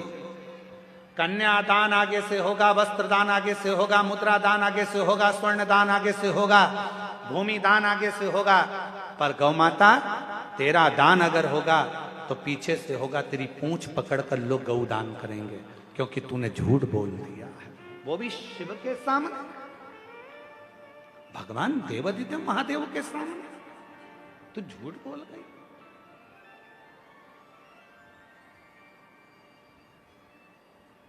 गौमाता ने कहा यदि आप मेरी बात ना माने तो केतकी के पुष्प से पूछ लो। केतकी के पुष्प से पूछा कि केतकी के पुष्प तू बता, क्या ब्रह्मा जी को शीश का दर्शन हुआ है शिवलिंग के? केतकी के पुष्प ने भी झूठ बोल दिया। भगवान शिवलिंग में से आवाज आती है, रे केतकी के पुष्प, मैं तुझे श्राप देता हूं, सारे देवताओं पर तू चढ़ेगा पर शंकर जी पर कभी केतकी का फूल नहीं चढ़ेगा। यदि एक केतकी का पुष्प शंकर पर चढ़ गया तो 1000 गौहत्या के बराबर दोष लग जाता। इसलिए शिव जी पर धतूरा चढ़ जाता है, बेलपत्र चढ़ जाती है, कनेर चढ़ जाता है, जहरीले से जहरीला फूल शंकर भगवान पर चढ़ जाता है, पर केतकी का पुष्प शंकर पर नहीं चढ़ता। झूठ बोला। तब ब्रह्मा ने फिर झूठ बोला तो भगवान शंकर ने अपने पांव के अंगुष्ठ के नख से काल भैरव को प्रकट कर लिया। काल भैरव ने अपने चीटी उंगली के नख से ब्रह्मा जी का सिर काट दिया। कटा हुआ सिर लुढ़कता गया। भगवान विष्णु के कहने पर उसको बट का पेड़ बना दिया गया, बट वृक्ष बना दिया गया, और ब्रह्मा जी के रक्त से निकली हुई वो नदी कर्मनाशा बन गई। भगवान शिव बट वृक्ष के नीचे विराजमान हुए। शिव जी का नाम बटकेश्वर महादेव पड़ गया। बटकेश्वर महादेव। भगवान देव अधिदेव महादेव ने अर्धनारीश्वर स्वरूप का दर्शन दिया है ब्रह्मा को, और भगवान विष्णु ने उसका दर्शन किया। अर्धनारीश्वर भगवान आ रहे हैं, जोरदार ताली बजाकर स्वागत करिए।